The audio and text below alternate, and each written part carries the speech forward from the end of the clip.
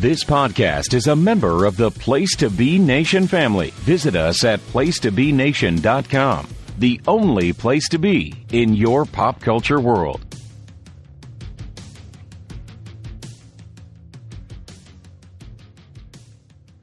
Place to Be Nation Wrestling Network. We are back with the latest episode of Who's Next. I'm Andy Atherton, one of your co-hosts here. It is a good time to be a fan of the NXT brand of WWE. There's a lot going on. We just had a PLE, and we have some really interesting developments occurring on this brand. New, people, they're, recent call-ups, so there are other people stepping up. There's some new characters, some, a few debuts that we could talk about tonight. And who's we? Well, that's my co-host. I can't do this show without him. I wouldn't want to do this show without him, and it's not the great show that it is without him. You can hear him all over the place, mostly now on the brand new Backbone Wrestling Network. Well, it's about a month or so old, and every week he does the cross-up, and he'll tell you about all of his other shows later. But let me bring him in, my friend Logan Crosland. Logan, so good to be back here talking NXT. Yes, we did recently come off of a PLE this past weekend, so a lot of things happening. Quite a few debuts, a big surprise opponent for one of our champions. So we'll get into it and have a ton of fun talking about it.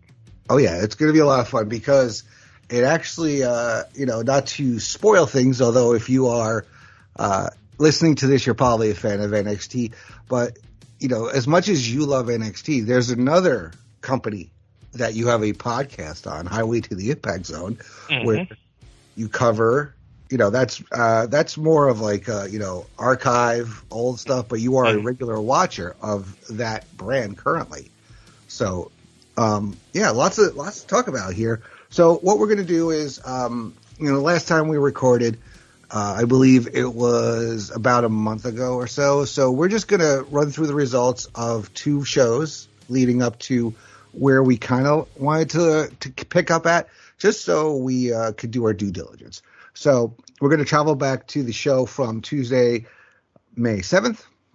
And this was actually a pretty good show. We had Wes Lee defeating Josh Briggs. We had a post-match with Ivar getting involved in it.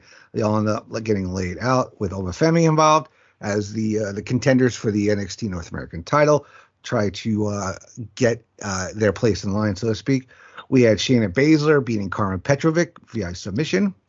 We had the debuting Tyreek Eway and Tyson DuPont beat No Quarter Cat's crew, and that was made up of Charlie Dempsey and Miles Bourne. But, however, Channing Stacks Lorenzo was the special guest referee, kind of leading and keeping up with the whole No Quarter Catch D'Angelo family feud going on. We had Michin beating Ariana Grace, her return to NXT, which I think we did talk about a little bit last time. We had the Supernova sessions with Trick Williams. Lash Legend had an envelope. It ended up being, that Noam had gotten his shoulder up or something during his match the previous week against Trick. And the end of the segment, Trick ends up getting laid out by Noam Dar. Then we had Fallon Henley beating Kalani Jordan because Fallon basically turned heel on her. Lexis King beat Duke Hudson.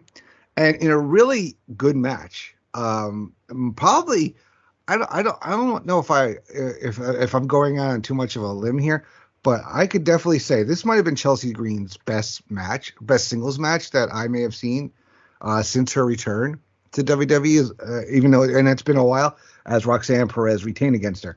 Now, Logan, think back in your brain, your parent brain, and all that stuff, all you got going on.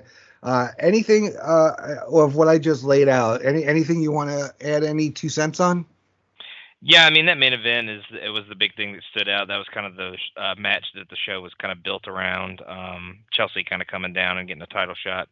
But yeah, it ended up being a pretty good match. It was definitely one of Chelsea's best performances since she came back. I think she was given a little bit more time than she usually may be on Raw or SmackDown. So definitely a solid match. And then the other thing that kind of stands out is that the Wesley Josh Briggs match, kind of leading to them and Ivar facing each other to see who is going to be the number one contender for the North American Championship going forward. So yeah, those are the two things that really stand out to me for that one. All right, so then we go to May 14th. So so leading up to this, what was it? I'm losing the word in my head. What the women went through. Oh, the combine. The combine, yeah. So we went through for the combine, and we had the qualifiers. So the top 12 are going to face off in 6 matches. The winner of that of those matches qualify for the 6-woman ladder match at Battleground for the vacant, brand new NXT North American title. Because we're going to start talking about qualifiers as we run down this show quickly. So the highlights of this show was Noam Dar gets laid out backstage to start the show. Then we have our first qualifier match is Sol Ruka beats Izzy Dame to qualify for the championship ladder match. Sol has really been I do love that she has stepped it up, or not stepped it up, but really been able to kind of hit the Soul Snatcher out of nowhere, because it's not just out of the corner anymore. Now it's like off the ropes or whatever, and they seem to be pretty crisp when she hits it. We had OTM out the mud beating Enofa and Blade. We had another qualifying match with Lash Legend beating Ivy Nile to qualify for the ladder match. We have Javon Evans beating Oro Mensah. The Good Brothers beat Ridge Holland and Riley Osborne. Lola Vice beat Carly Bright, one of the, I guess she is a recent graduate of Level Up.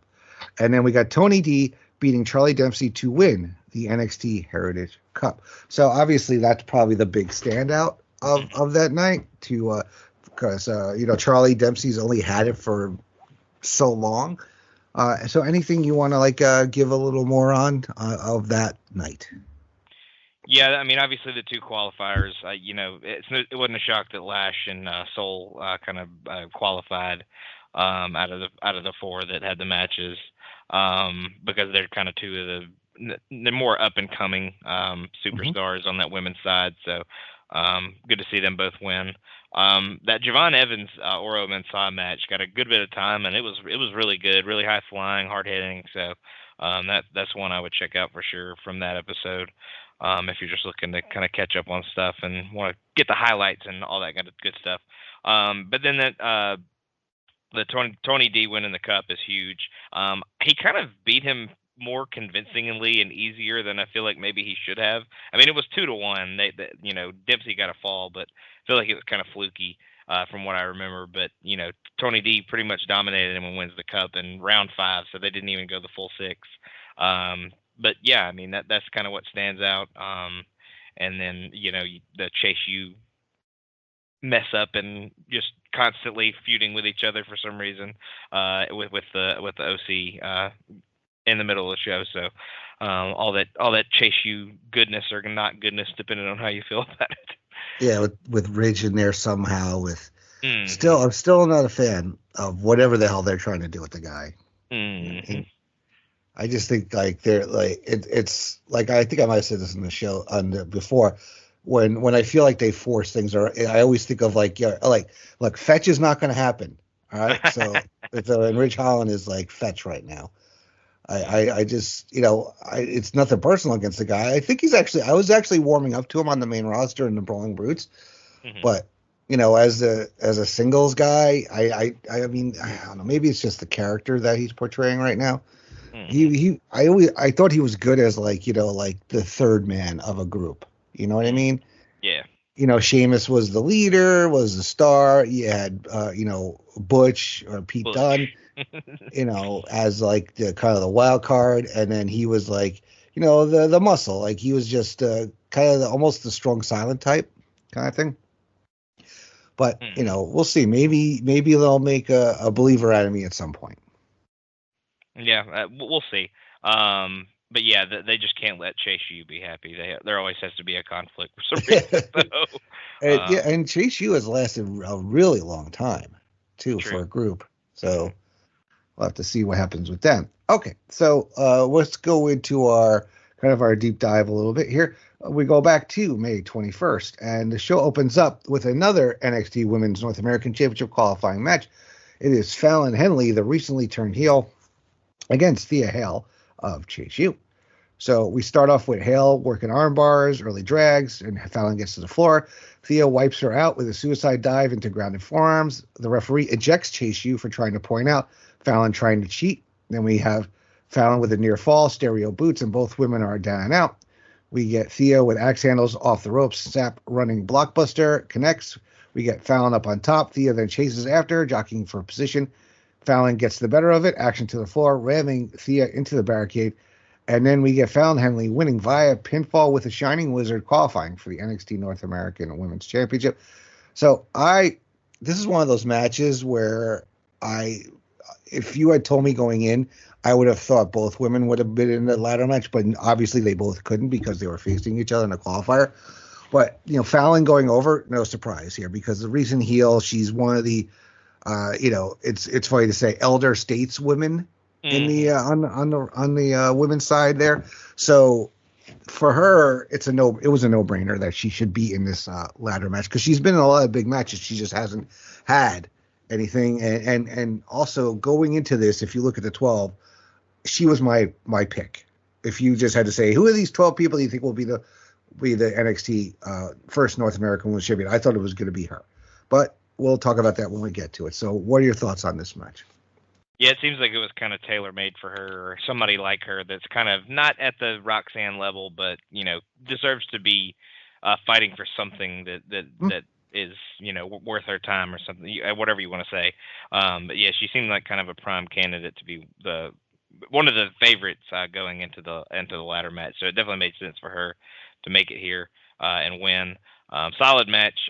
Thea doesn't really lose anything in losing. It was more to kind of put over the conflict in her mind of all the Chase U stuff, them getting thrown out, them continuing to have conflict within their little family. So Thea didn't really lose much losing here because she has a lot going on. So but Fallon was definitely a layup here for sure. Okay, we get a little post-match run-in from Jasmine Nix, who lays out Thea with a Pele kick. Then we go backstage and we have Axiom and Nathan Frazer meeting with the D'Angelo family. Nathan congratulates Tony D on winning the Heritage Cup, and the family gently rib Axiom, asking if he ever won the cup, riffing on who would call themselves A-Kid. And we get, out of this interaction, we get Stax and Luca getting a tag title match later in the night. Then we get a recap of Gallus' return from last week, an update that Ivar is out of action, and social media back and forth getting Joe Coffey into Ivar's place into the NXT North American Championship Contenders match. Then we get Gallus an interview backstage. They wish Ivar a good hospital stay and tell Wesley and Josh Briggs they turned out stronger than expected, and Obafemi should watch out. So then we get our tag title match with Axiom and Nathan Frazer defending against the D'Angelo family, Channing, Stax Lorenzo, and Luca Crucifino. We get quick tags in the feeling out. Stax takes Frazer down, keeps him off balance. Champions come back, tag to Axiom, octopus hold into a dropkick, cover for 2. Then we get the challengers in control, beating Nathan down in a heat segment until he makes a path and tags Axiom in off the ropes, 2 for 1 on the family. We get chest kicks and a tag back to Nathan Frazer. Chasing the dragon, cover, Crucifino breaks it up. We get a double team, Axiom breaks it up. Match breaks down. We get Lorenzo tags himself back in. We get Nathan with a reverse STO into the turnbuckle, skin the cat up top. Channing cuts him off. Jockeying for position, superplex connects. Axiom cuts Luca off in midair with a super kick when he tries to add a splash. No quarter catch. Crew come down, attack Tony. Nathan has him. And then we get a Axiom and Nathan Frazer winning via pinfall with an inside cradle from Frazer on Channing, Stax Lorenzo, retaining NXT tag titles. Post-match, we have the Good Brothers showing up to attack the champions to beat them down with a magic killer getting hit on Nathan Frazer. So, I mean, it's kind of bad news for Ivar here. So that means, both members of the Viking Raiders are on the shelf with injuries, and Sarah Logan, aka Valhalla, I believe she's pregnant, so she's on maternity leave. So hopefully we'll see them all back. A month from now, at least the two guys when they're all healed up. So inserting was it Joe Coffey into that? And I'm sure that made you very happy. I was thrilled. Yeah, I know that's your favorite guy. But no, this was a fun match. I think Stax has really grown. I mean, Axiom and Frazer, they're just so good. These guys. I really wish we could get them a team name, but I'm okay. If that's the worst thing about them. And Luca has been holding his own. So I thought this was a fun match. Of course the champs retained, setting up for a matchup down the road with the Good Brothers. What are your thoughts here? Yeah, I feel bad for Ivar. I feel bad for just the War Raiders, the whole group, Viking Raiders, whatever you want to call them. Yeah, just feel bad for all of them because it seems like none of them can stay healthy. Because I'm pretty sure Eric is almost back, and then now Ivar's out with like major surgery, and obviously Valhalla's pregnant, so she's going to be out for a good bit with that, of course. But yeah, Joe Coffey getting added, whatever. At least. Spoiler alert, at least he doesn't win when it comes to the match that he gets eventually. So I'll just say that. But yeah, Nathan and Axiom, they're a team that they're gonna struggle to go out there and have a bad match. That they're pretty solid. They have an exciting style. It's really they really excite the crowd, really get the crowd up in a frenzy, and some of the crazy stuff that they can do. So even if you have a team that's a little more basic like Stax and Luca, that they're gonna pull an exciting match out of. And then we'll talk about that at Battleground as well. I think they did a pretty good job in that match as well. But yeah, they're super exciting. Great to be at the top of the tag division and can hopefully have a lot of great matches with a lot of the teams throughout their reign in NXT. So good to see them retain. And yeah, like you said, I think Luca's done good for his opportunities he's been given so far. And, I'm kind of surprised they've held off on the OC facing Axiom and Frazer so far. So now that we're finally getting that match, it's not surprising, but at least it's on a big stage against a team that has some credibility. Yeah. Mm-hmm. Yeah, I think I just thought of this. They're Axiom and Frazer. They're probably a modern day version and a bit better of London and Kendrick. I think that's who I think a good comparison would be to them. Yep, I agree with that. All right, so we got backstage Robert Stone schmoozing with one of the women. I couldn't remember who it is from the write-up. Maybe about being managed by him. When Lexis King walks up to talk trash about Chelsea Green, not even wanting anything to do with him, and he says he's never going to get anywhere with anyone but King. Ava Rain then shows up, tells Lexis he has a match tonight, and he'll find out who he's wrestling when he's in the ring. Robert Stone says he wants to hand King his ass, and Ava points out he didn't do great in the last match, and they'll find the perfect opponent. Then we get Riley Osborne blaming Ridge Holland for them getting ejected, but Ridge steps up to make a defense of his actions. Riley blames him for Theo losing the opportunity of a lifetime. Ridge says he lost their match last week, and he gave them the benefit of the doubt. They bicker, and Andre Chase steps up and tells them to settle it in the ring, and shushes Duke Hudson when he tries to step forward. And we get our next match, which is Joe Coffey versus Josh Briggs and Wes Lee. We get in our triple threat North American #1 contenders championship match. We get Obafemi on commentary for this. So we get a feeling out with Briggs sideline, Lee a top rope on Hero on Coffey, and Josh returns to blast Joe with a lariat and knock Wes down with a boot. Then we get Coffey and Briggs slugging it out in the middle of the ring. Josh off the ropes, thrust to the ribs, right hand from Josh, big splash. Wes off the top with a senton atomico. All three men are down. We get Wes leapfrogging Coffey. Moonsault takes them both out, covers for near falls on both guys. We got Joe taking charge on the floor, throwing Briggs back inside and getting run over with a big boot. Josh up top, Lee with the enziguri, jockeying for position. He dives into a choke slam. We got a spine buster on Coffey, goes on West, and then he choke slams him into Joe for a near fall. Uppercuts in the corner. Coffey takes him out with a crossbody. Lee breaks it up at the last fraction of a second with a wild card uppercut. We got trading jabs, front kick into a rolling kick. Wes is feeling it. Crossbody wipes Joe out on the floor. The rest of Gallus take Josh out. Lee off the top. Duck a lariat. Headbutt cuts him off in midair, but Joe and Wes fall into pins. The referee speaks to ring announcer Mike Rome and says Joe Coffey and Wesley win via double pin, becoming number one contender for the NXT North American Championship. This was a fun match. I wasn't expecting this ending, but it'll lead to a triple threat match later on. Briggs kind of gets the short end of the stick here, which, I'm not terribly upset about, because West just returned and Joe just kind of inserted himself in here with a return. So I think, Briggs probably wasn't going to win anyway, even if Ivar was still in there. So this may have been the same result regardless. But what are your thoughts on this match? Yeah, super exciting. The double pin finish is definitely an interesting way to go. With Gallus coming back and making such an impact, you're not surprised.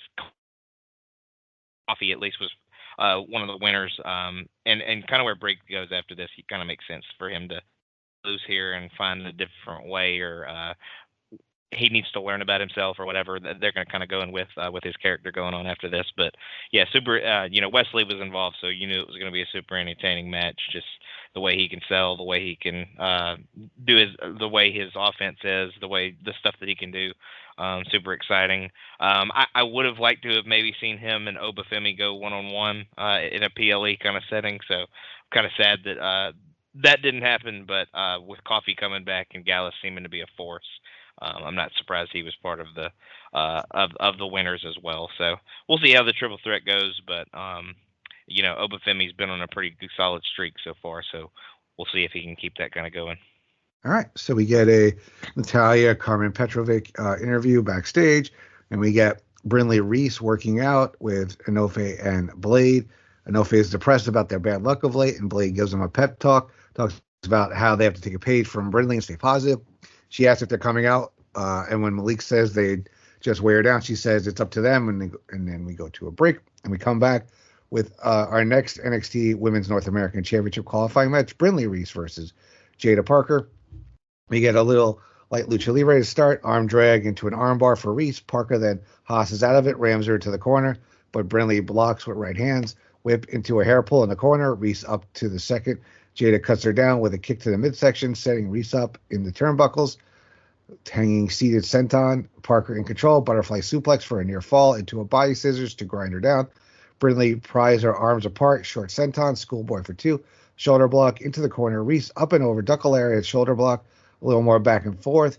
Malik and Idris come down, and Reese is distracted, and Jada gets her and wins via pinfall with a running hip attack, qualifying for the NXT North America Women's Championship ladder match. We go backstage. We have Jasmine Nix talking to Fallon Henley about how she made a point of waiting till after her match to get a revenge on Thea.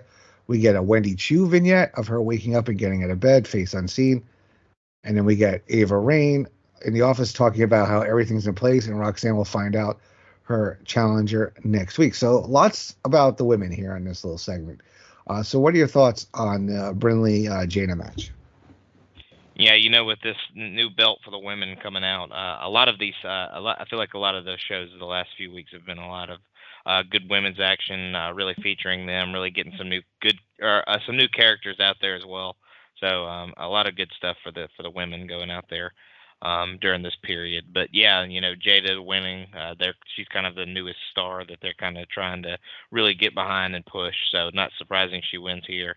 I love the running ass attack that she hits that I've been calling it lately. But yeah, solid match. She's definitely grasping all of this a lot quicker than maybe a lot of other people do. So she's definitely going to be a good star for the NXT brand for a considerable time going forward. We get to see Fallon kind of being kind of bitchy in the locker room, messing with Thea and palling up with Jasmine.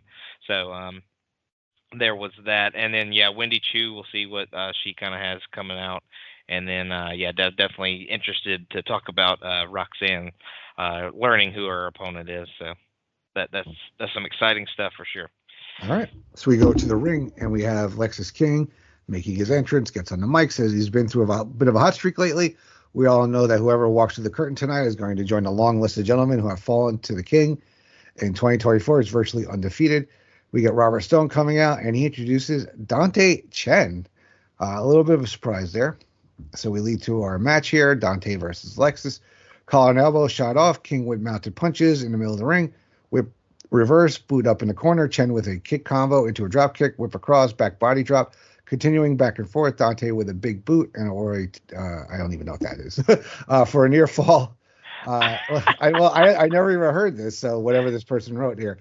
Then we got Lexis come back in position for a coronation, but Robert Stone gets on the apron to distract him. King with a super kick, straight jacket, reversed into an inside cradle, and Dante Chen wins via pinfall with an inside cradle. So a little bit of a surprise. Are we getting a 1-2-3 razor type situation here with Dante Chen? And also, what do we make of Robert Stone? Is he kind of like the assistant GM right now of NXT?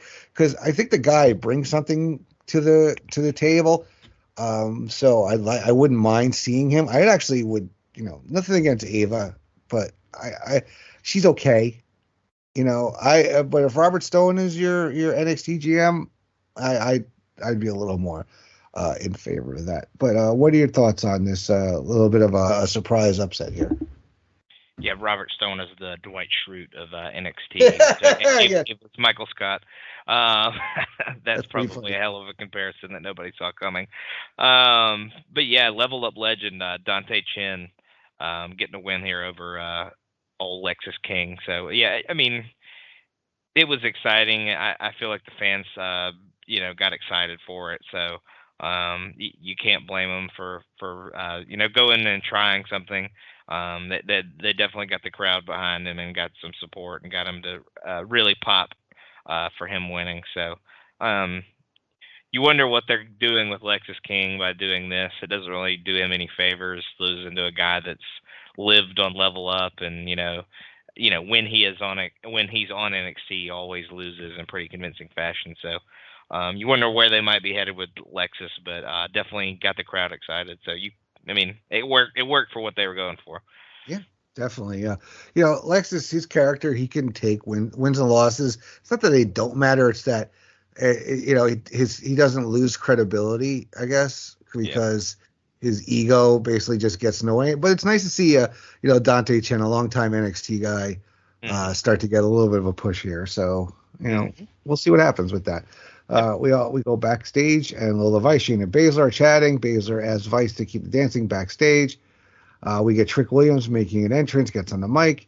He says that when Noam Dar dropped him from behind, he took it on the chin. And then last week, Dar got attacked backstage. And if anybody knows how it feels, that's him. He wouldn't wish that on anybody. So he's going to say it one time and make it crystal clear he didn't attack Noam Dar. And if he did attack him, he'd be unconscious and he wouldn't have been holding his leg. He'd have a size 15 Jordynne tattooed on his forehead. You don't attack from behind. So we get the rest of the metaphor entering. We get Jakara saying he's got these crusty musties tricked, but they're not. And they know that either him or Javon Evans attack Noam, or Mensah tells Williams to grow up and admits he's a lowlife who doesn't deserve to be champion. Lash Legend speaks up for him, says that he didn't attack Noam. Oro questions her. Trick comes to her defense, and Joe Coffey, of all people, makes his entrance. He says, we're probably wondering why he's here, and he says, you're about to find out why. And Gallus attack Trick in the ring, beating him down until Javon Evans makes the save, lining him up with punches until the numbers game overwhelms them, and Joe hits a high cradle and German suplex on him. Trick recovers, wild right hands for Gallus, but again, there's three of them, and he gets cut off and booed to the mat. Then we get, coming back from commercial, Robert Stone giving Dante Chen a pep talk about his win when Ava Reigns rolls up to congratulate him also. Chen then thanks her for the opportunity, but she gives Stone the credit, and Dante shakes his hand. So, we continue on with this metaphor Trick kind of thing going on here. We get Javon Evans in here. We get Gallus. So what do you make of this story progression here? Yeah, you would have thought Trick and Noam would probably be the Battleground match, just based on how TV had gone before this. But now that Gallus is kind of thrown in, obviously Joe can't face him because he's going for the North American Championship, or I guess he could have punted the idea of going for that and decided he wanted to fight Trick instead, or Mark and Wolfgang could face him or something. So the picture for the NXT Championship was kind of clouded at this point. We'll get some answers, obviously next week, that we'll talk about. But yeah, it was really, really confusing and maybe a little bit interesting to see where maybe we might go with Trick going into Battleground, because the picture didn't seem clear, especially with Noam being quote unquote injured or whatever you want to call him at this point. So yeah, the NXT Championship picture is kind of clouded because obviously Joe either is going for the North American Championship or he's going to just give his championship opportunity away and maybe go for Trick. But we'll see how it works out the next week. All right. So that leads us to our next match, which is Carmen Petrovic and Natalya versus Lola Vice and Shayna Bazler. We get Bazler and Natty to start. Shayna working her arm, wrist lock into the ropes. We get Lola with a cheap shot, Queen of Spades with a knee, but Natty kicks out. We get a tag to Petrovic, who kicks to the midsection, huge roundhouse, whip reverse, heel kick out of the corner, running blockbuster, cover for 2. We get Bazler working a top wrist lock on Carmen, working her over. Eventually she gets away, and Natty tags in on Vice. We get kick, snap, suplex. Shayna runs in, German suplex for her. Whip to the corner, slingshot, back suplex, reverse into an arm drag, but Natty comes right back with the discus lariat for 2. We get Carmen with a diving crossbody looking for a sharpshooter. Bazler runs in, match breaks down. Natty clobbers Shayna with a forearm. Vice then lands a reverse roundhouse kick on her, wiggles her butt looking for a sharpshooter, but Natty reverses it to one of her own. Petrovic with a diving crossbody. Shayna puts her in the Kiributa clutch, and Carmen slings her to the floor and gets back into position for the tag. We get Natty with a big body blow with a tag made, and Carmen and Natty hit a heart attack on Lola Vice and get the win via pinfall. Post-match, we get Shayna helping Lola up, but she knocks her out with a flash kick and wiggles her ass at her. Shayna then pops up while she's dancing on the apron and puts her in the Kirifuda clutch, choking her out as referee swarm. Pull apart develops on the floor. Ava then comes to the stage and says clear that both of them are looking for a fight, and she kind of wants to see it too, so they can do this at Battleground. Shayna grabs the mic and says no, she wants an NXT Underground match at Battleground. They go back to brawling, and that closes the show. I thought this was a fun tag match. I'm not a hater on Natty, but she's one of those there are other people that could be in this spot. I think I do pop when I see a heart attack get hit. I'm a fan of Petrovic. I think she's got potential. I think she'll be she's still kind of green, but she's getting there. She hits her kicks very crisp. I wasn't expecting the implosion here of the Shayna Lola partnership, but it's going to lead to the Battleground, Underground at Battleground. So I don't hate it because they can go they have similar backgrounds. So I think it'll be a good match for them. So what are your thoughts on this main event here? Yeah, I think we're learning that Lola just can't be trusted with anybody. She turned on Elektra, and now she's turning on Shayna. So maybe nobody should partner up with her in the future. But she's super talented. So good to see her get a spot on the PLE with the main roster talent, and this kind of match that fits them both because they're both former mixed martial arts fighters. So, but yeah, I thought. I don't mind Natty in this role if she's kind of being the mentor, as long as this doesn't end in her, them breaking up and then Natty beating her so she can get the win back. No, if that ever happens, Carmen just needs to win, get over, and whatever. Natty doesn't need to be getting wins over any of these people unless it's in a kind of a tag team setting like this. So. But yeah, Carmen's doing really, really well. Like you said, she has some really good kicks, and I think she's pretty much developing pretty well. So, and this was a good match, a fun way to kind of end the show. So, but yeah, the big story obviously coming out of it was Lola and Shayna breaking up. So, interested to see how that one goes at the PLE. All right, so we move on to our episode from May 28th. And the show opens with Ava Rain in the ring. She talks up the NXT Women's North American Championship ladder match and introduces Sexy Red. Sexy informs us that she'll be hosting NXT Battleground. No idea. I'm old. I had no idea who the hell she was. I'm young and I have no idea who she is. Yeah, it's like I say that too a lot of times when they're like, our theme is by this artist. I'm like, oh, okay, I'm disconnected or something because I have no idea. Granted, I didn't hear of a lot of the artists too back when I was younger.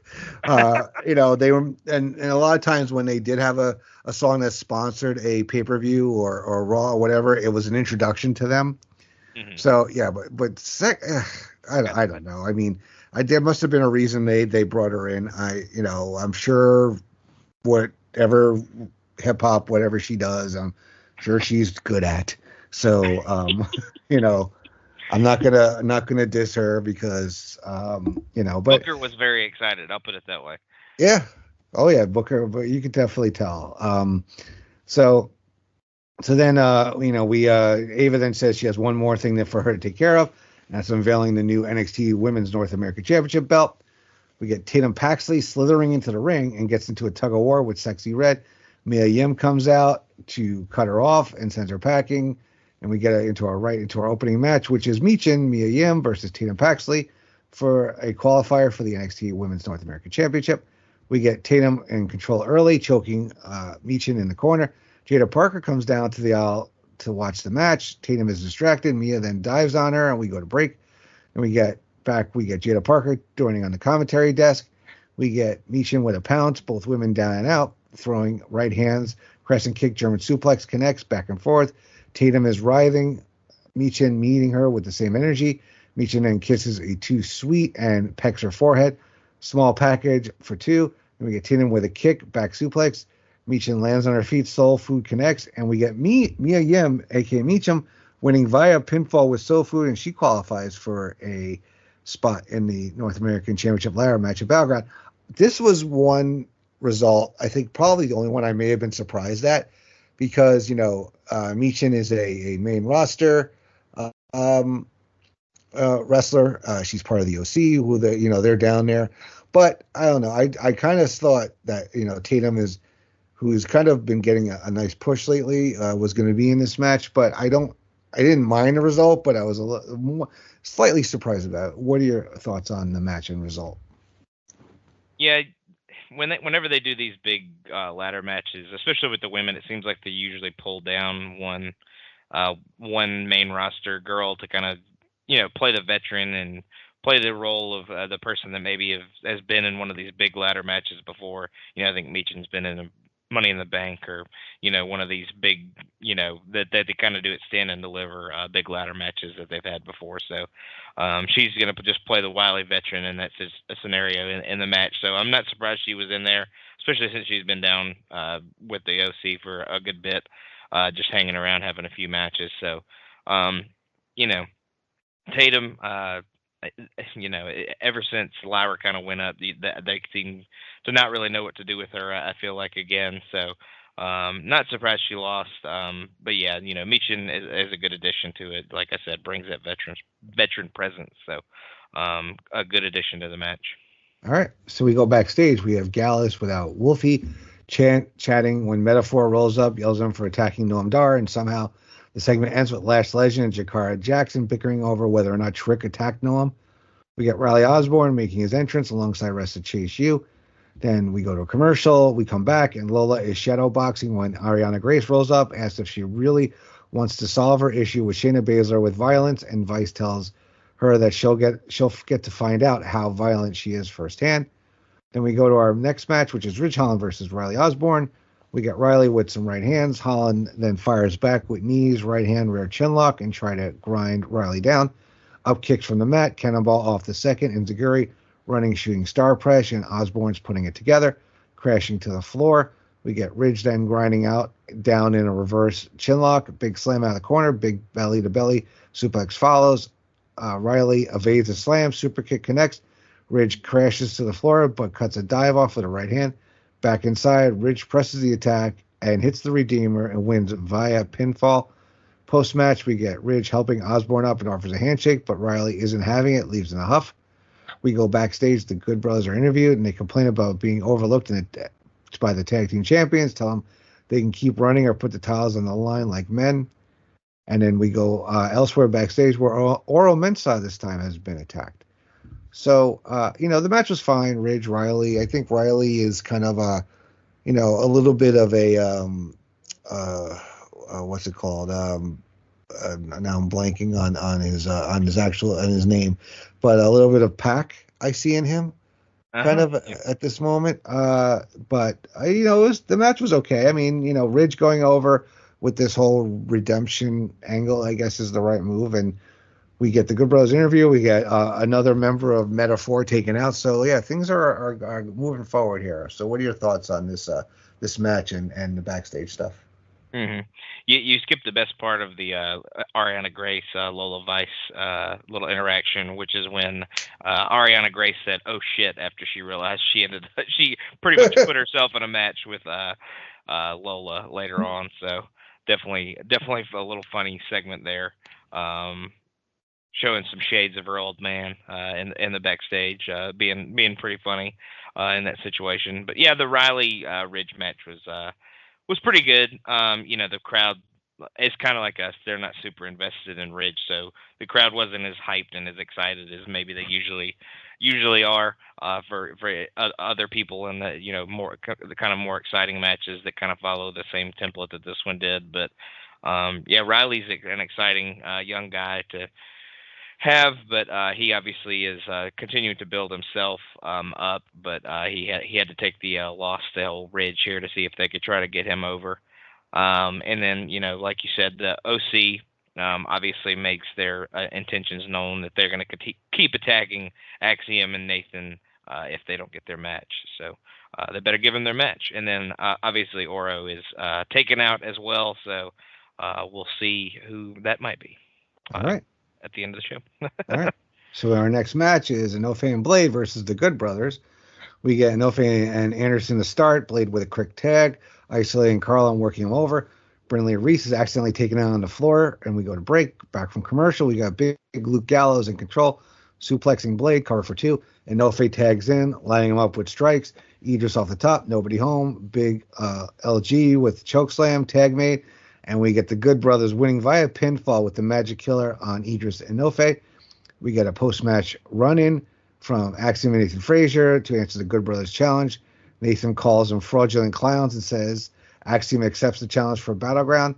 Then we get a Dante Chen vignette, and we have Dante celebrating in the locker room when Lexis King rolls up to poop his party. He tells Chen that it'll never happen again, and Dante accepts the challenge for tonight. And then we come back. From commercial, we get Trick and Javon Evans backstage. Trick gives them a pep talk ahead of their match against Gallus, and Sexy Red arrives to talk about how much she loves all the sweaty bodies and wishes them luck. Javon invites her to second them tonight, and she bids them to follow her lead. All right, so the match is fine. I mean, Inoue and Blade.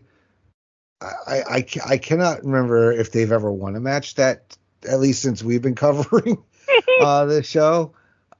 Maybe, who knows, at some point they'll get the Dante Chen treatment. We get making it official for Battleground for the tag title match. And we get we get more of the Dante stuff. We get a little build for our main event later on in the night. So what are your thoughts on the match and the backstage stuff?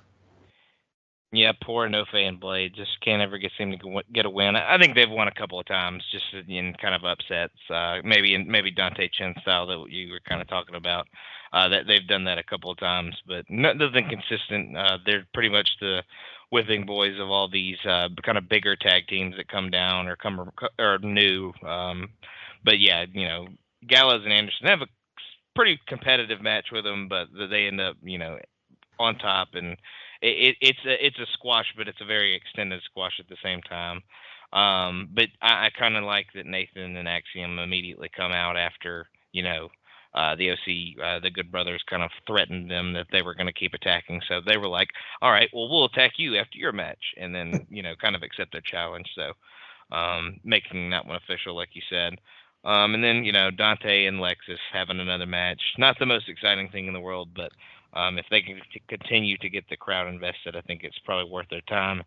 And then more Sexy Red. Still don't know who she is, but she's talking to Javon and Trick and is going to be their manager tonight.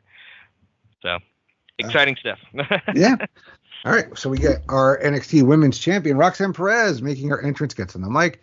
She says she's the only woman who's ever appreciated the NXT Women's Championship properly from day one.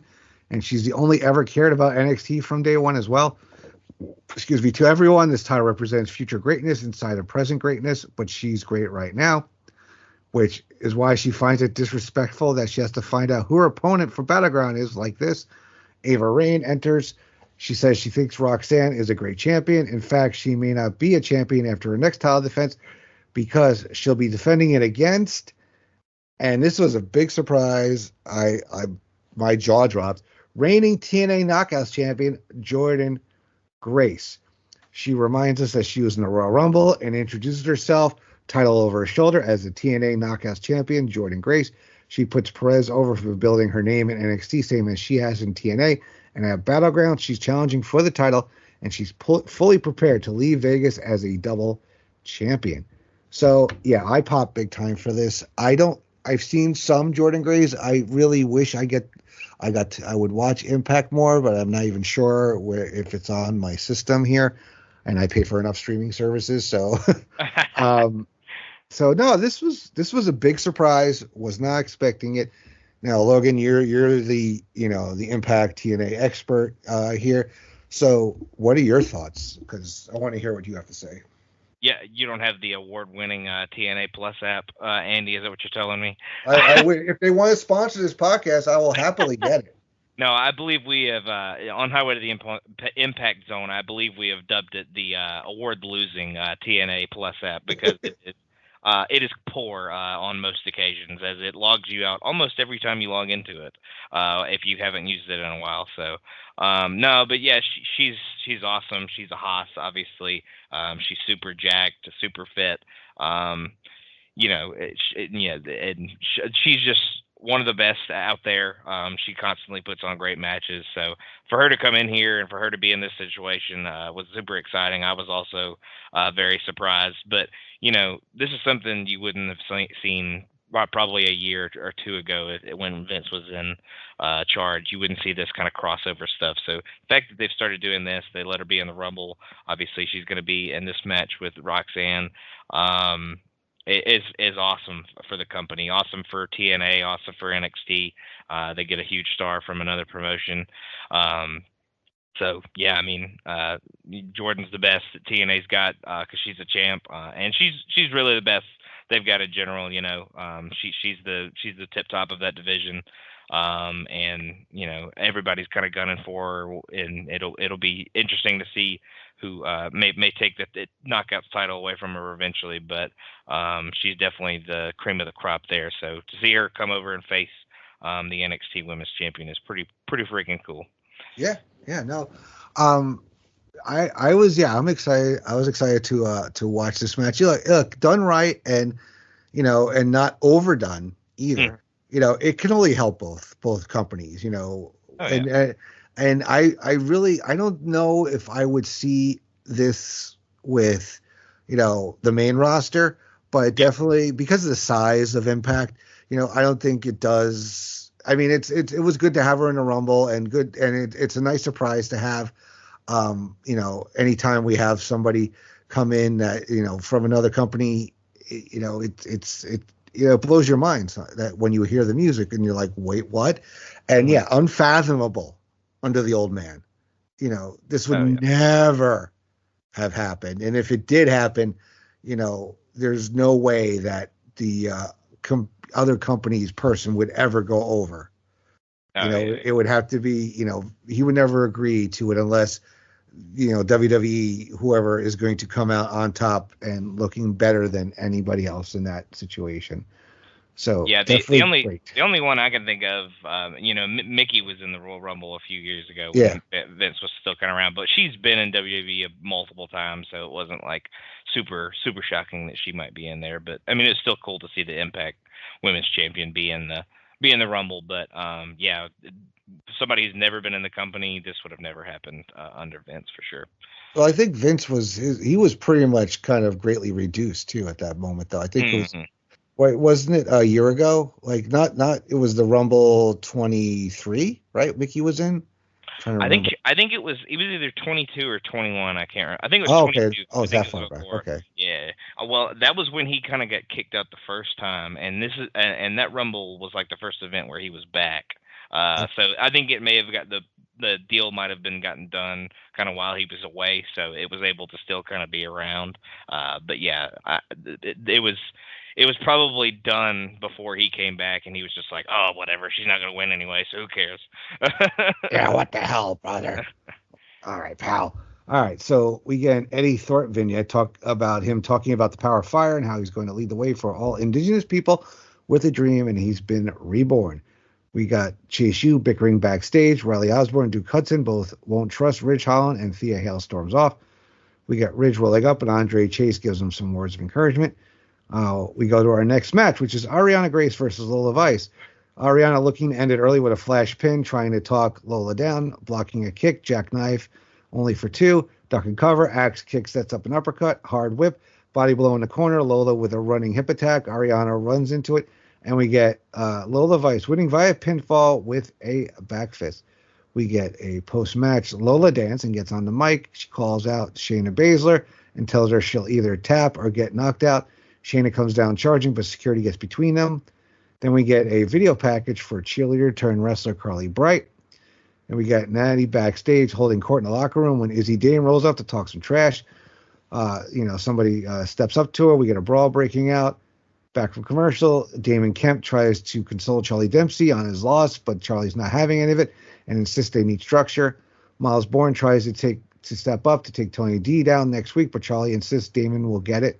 And we get Jakara Jackson and Lash Legend chatting in the trans room. Lash says she'll go ask Trick directly. She'll knows he'll tell the truth, and that seems to be good enough for Jakara. So we get a glorified squash here with Ariana and Lola. Lola obviously is getting the push. Ariana is more of a comedy character, so she's going to take losses and get fluke wins here and there.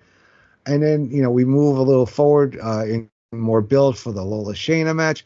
We get Natty backstage doing her kind of her bit. We get another cheerleader turned wrestler Carly Bright. Let's hope that her and Brinley Reese are not carbon copies of each other. I know they've wrestled as a tag team, I believe, on Level Up. Yeah. Which I wouldn't mind them being a tag team, but they got to differentiate these people, which I kind of have a little issue with something else, but we'll talk about it when they come back on, when we talk about them next, and then a little bit more build up here with the no quarter catch crew, Tony D'Angelo family, and more on the metaphor. So, what are your thoughts here on the match and the storyline stuff? Yeah, Lola getting a convincing win over Ariana is not a bad move, especially when she got the promo after the match, and it seems like her and Shayna may be able to fight, but obviously security going to get to the middle. Carly Bright kind of seems a little Brinley Reese-ish, so like you said, they definitely need to kind of try to differentiate them. They're both blonde.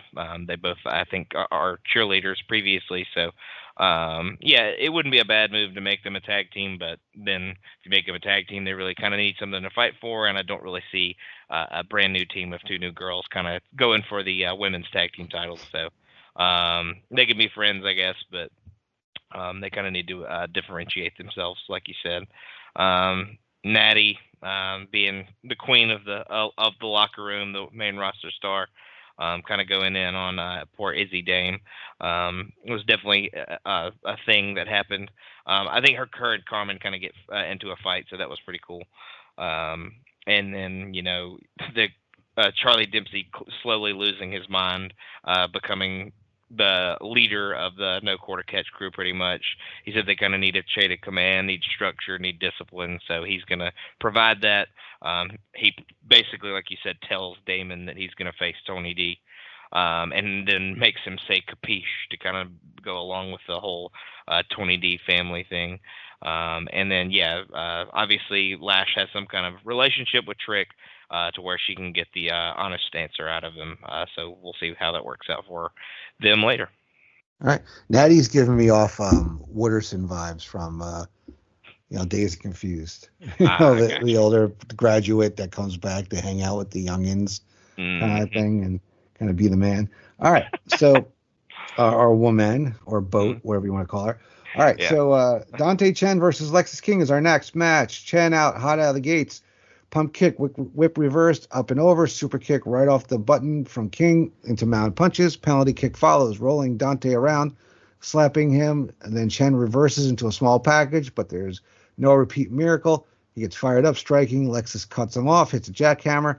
Dante then rolls him over, crucifix pin, and he gets the pinfall. Once again, the upset. Post-match, we get Alexis beating Dante down, pulls him by the hair out of the ring for more of a beatdown, and then Alexis peels the mats up off the floor, lays him out with a coronation. Then we get a Josh Briggs video package looking back at his own history.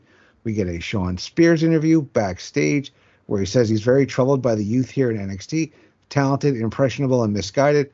One in particular he feels has great potential, but just doesn't have it yet. He has two been down this path, and he'll guide them to their maximum potential. He'll be the answer. And we go to a commercial, and we come back. The Tony D family are backstage with the Heritage Cup. Tony talks about how important the cup is to the No Quarter Catch crew and tells Luca to make sure they know everything they can about the catch clause. He tells Stax that they don't need anybody to go for a ride. They're going to beat them at their own game. All right, so, we get a lightning striking twice here with Dante Chen upsetting Lexis King, but Lexis, may have lost the battle, but he had won the war that night.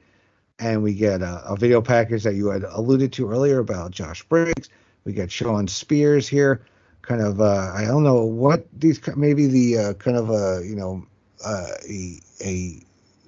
like a misguided youth, like youth guidance counselor or something like that here. Mm-hmm. And we get more about the Tony D and No Quarter Catch. So what are your thoughts here? Yeah, with Shawn Spears, I wouldn't mind seeing him get a little group of maybe like younger talent that he can kind of guide. It may give some Gacy, vibes, I guess maybe, but I think it could work if they do, like another group like that. So I would enjoy seeing Shawn Spears maybe get some kind of, like you said, misguided youth that he can kind of guide in the right direction. So maybe Briggs could be a part of that with him not knowing who he is at this point and where he might go, but he needs to find it out quick, and he will. Dante winning again, not surprising. Kind of saw that coming with them doing another match like this. But obviously, like you said, Lexis gets over after the match. So obviously, this is not finished, as we will probably have another match between the two. So, not surprising to kind of see that keep going. And then, Tony D continuing to kind of fuck with the No Quarter Catch crew. He wants to learn all about the catch clause. And how he can use it to the best of his ability. So he wants to beat them at their own game. So definitely Tony D diving into all things Heritage Cup is definitely exciting to kind of see him really get invested in it. Yeah, no, it's cool. It's very teach me all you need to know about this thing. Come on, it's fresh. I think for the Heritage Cup. Mm-hmm. Yeah. All right. So we get our next match, which is Kalani Jordynne versus Ren Sinclair in I think it's our final NXT Women's North American Championship qualifying match. Yep. Fallon Henley is on commentary for this one. We get Kalani working her wrist lock. Sinclair rolls through, kicks her away, kneeling armbar. Kalani gets out and she falls to the floor. Then we get Tornillo wiping her out, back inside. Jordynne with a splash for two. Whip reverse, sunset flip, block, trading pinning predicaments. Neither woman can pull a win out. Back in, suplex, Kalani in control, going up top. And then Kalani Jordynne wins via pinfall with a split-legged moonsault and qualifies for the NXT North American Women's Championship ladder match at Battleground. Then we get one of my girls, Stevie Turner, who we've only seen on Level Up in recent time, is in Ava Rain's office with Robert Stone looking for an opportunity and upset that Jordynne Grace got a title shot ahead of her. Grace then rolls up and says that she wants to show the world why she's the TNA Knockouts champion with a match against Stevie next week. We get a Wes Lee interview backstage. He says Gallus are making threats across the entire brand, and he thinks that they mean it, but they're not going to make it happen, make it past the NXT North American Championship. He's been triple threats, and he's left with his title. And then Obafemi rolls up to say none of it matters and the outcome will remain the same. The title stays with him. West said he's made a career out of proving to people just like him, when it comes to people like him, he's wrong. All right. So, we got a fun match here. Kalani has somebody who is really, really, progressed a lot in a very short amount of time. Ren Sinclair, there is definitely potential there. So we'll see what happens with her. But yeah, Kalani definitely the right person to go over. Stevie coming in looks to be the warm-up opponent for Jordynne Grace, so that the NXT universe gets a glimpse of her prior to Battleground. So that's not the first time we see her in a match besides the Rumble. And then we get more Wesley Obafemi talking up about their impending triple threat match. So what are your thoughts here on the match and what we're setting up? Yeah, it was good to get Jordynne a kind of warm-up match, like you said, against somebody. Stevie's kind of a name, but she, like you said, she's been around for a while. I think maybe she was hurt for a little bit and is kind of getting her footing back on Level Up, and she's obviously getting featured here. So maybe she'll be more featured going forward for us, because I think she is talented, but obviously she either dealt with some injury or was gone for a little bit, it seemed. But yeah, Kalani getting into the ladder match was not a surprising result.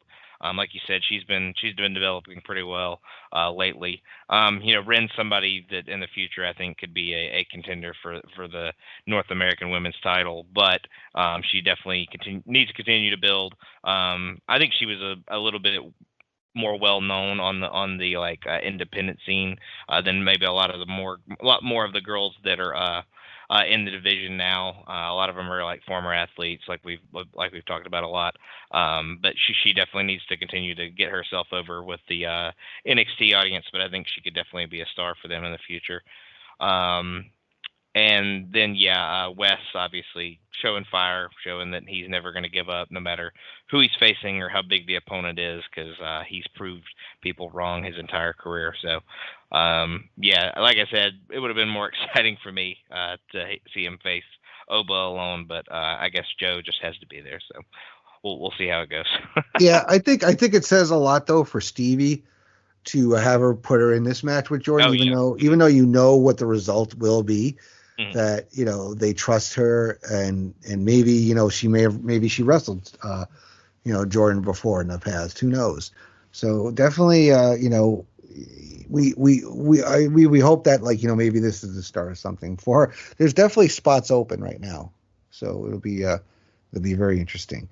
All right, so we go to our main event here, which is Gallus, Joe and Mark Coffey versus Javon Evans and Trick Williams. We get the baby faces in charge early, working Mark over. We get double drop kicks, clear the ring, and celebrate with Sexy Red at ringside. Back inside, Joe tags in, drop down off the ropes. Low bridge sends Evans to the floor. Coffey then pounces him into the steel steps, sends us to break. We get Gallus working Javon over. Heat segment at length. Tag to Williams. He comes in hot. Back and forth with Joe. Double team slam. Mark with the cover. Only two. Neck breaker for some separation. Waist lock denied. Mark rolls back in. Lands a kick for a near fall. Calling for his brother. Joe grabs the NXT Championship belt, but Sexy Red takes it from him, and Javon dies, bouncing his own face off the table. And then we get Trick lining Mark up, and we get the trick shot hit on Mark Coffey. Javon Evans and Trick Williams win the match. Post-match, Sexy Red gives Trick his title back and celebrates with the babyface team. We get Lash coming to the ring and asks Trick to his face if he attacked Noam Dar. Before he can answer, the lights go down. They come back up, and it's all ego. Ethan Page in the ring beating down Trick. He takes credit for the attacks and lays Trick out once again. So another big surprise, because I didn't even know they signed him. I know he had left AEW, but it was a bit of a surprise for me at least. So this was a great episode. They definitely, I didn't see anything leak on the internet that night either. I enjoyed the match. I think Javon Evans got a ton of talent. Kid makes me nervous though, because this is not the only time I don't know if I believe this may have happened on the latest episode, which we're not gonna talk about tonight. We'll talk about it on our next show. But he does another thing and he hits the announce table. So dude, we know you're young, we know you got talent, we know you can bounce back, but shit, be careful, dude. So yeah, I mean, I thought this was a tremendous episode with a great ending. What are your thoughts here?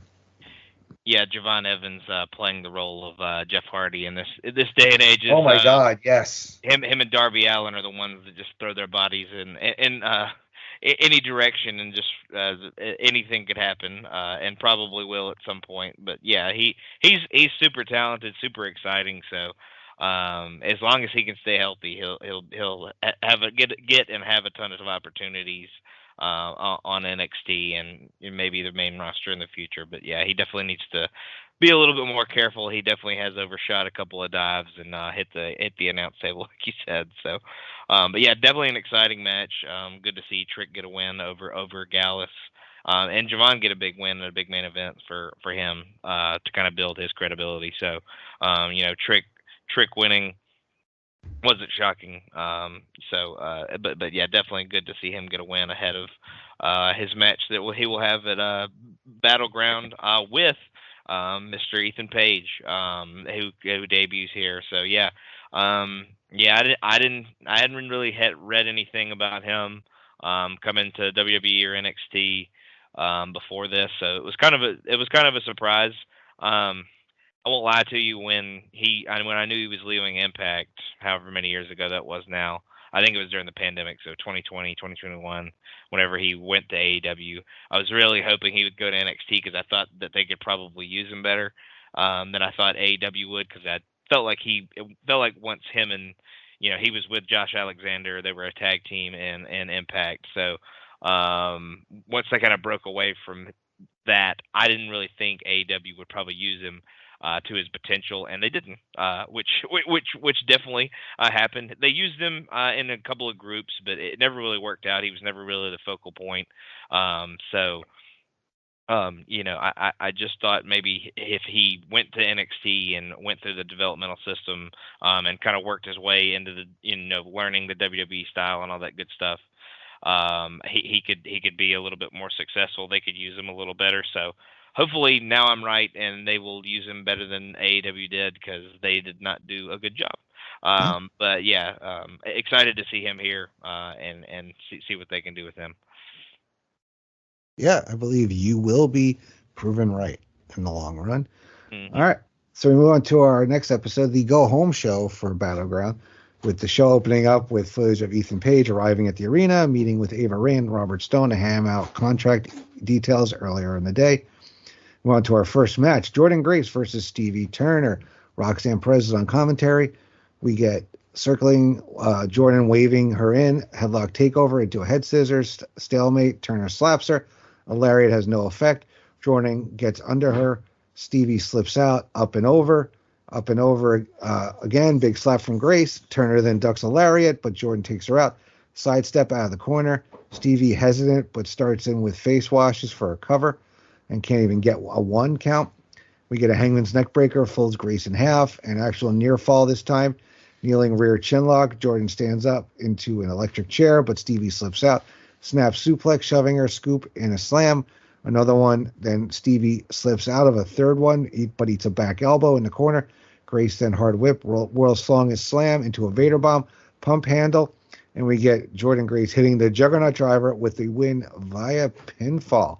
So I thought this was a good match. I mean, Stevie held her own in it, got a bit of offense in, but it was definitely a showcase for Jordynne Grace.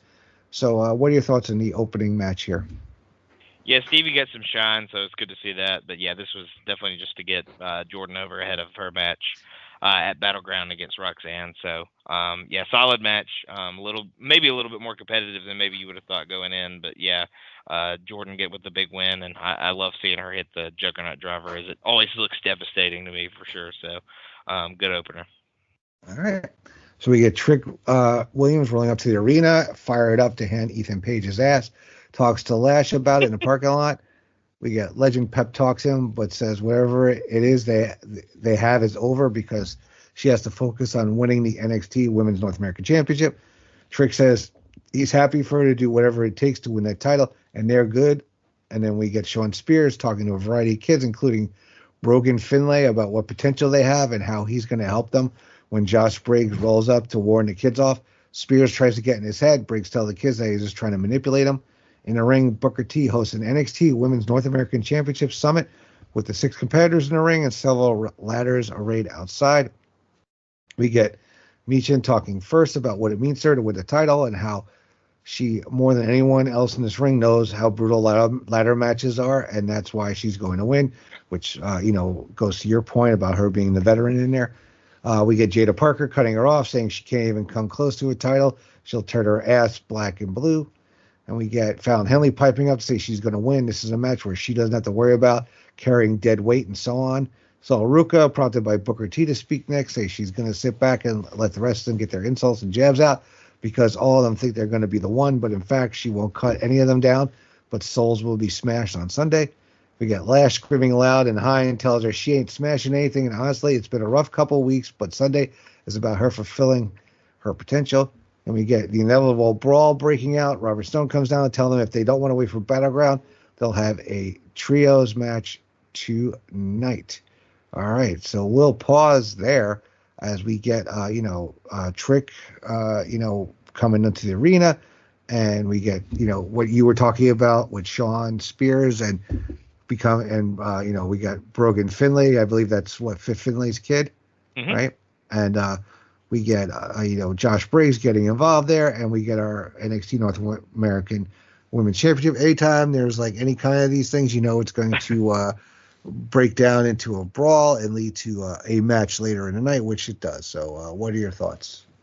Yeah, those segments always start with a question and then they end with a brawl. It starts with the simple question and then somebody cuts somebody off while they're answering it, and then everybody else cuts everybody else off, and it ends in a big schmoz brawl. So, and then usually kind of it sets up a match, like you said. But yeah, Trick and Lash obviously breaking off whatever romance that they have on the side during this. That they're going to handle their own business.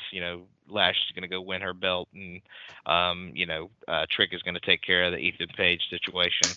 And this kind of lends credibility to maybe what I was talking about earlier with Shawn Spears, maybe bringing in some younger guys and kind of guiding them or something like that. So maybe they'll do that. But obviously he's going to mess with Briggs here for a little bit before they have some kind of match at some point. So good to see them continue to use him well. All right. So then we get footage from earlier today with Charlie Dempsey practicing his "Are you talking to me?" You talking to me? that was pretty funny. I thought, when Miles Bourne rolls up to ask what's up, Charlie tells Miles to get Damon Kemp, but Damon is right there. Dempsey tells him he's going to get the cutback for the family, capiche?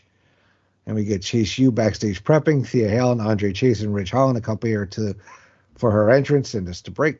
We get Jasmine Nix versus Thea Hale in our next match. Collar and elbow into the corner.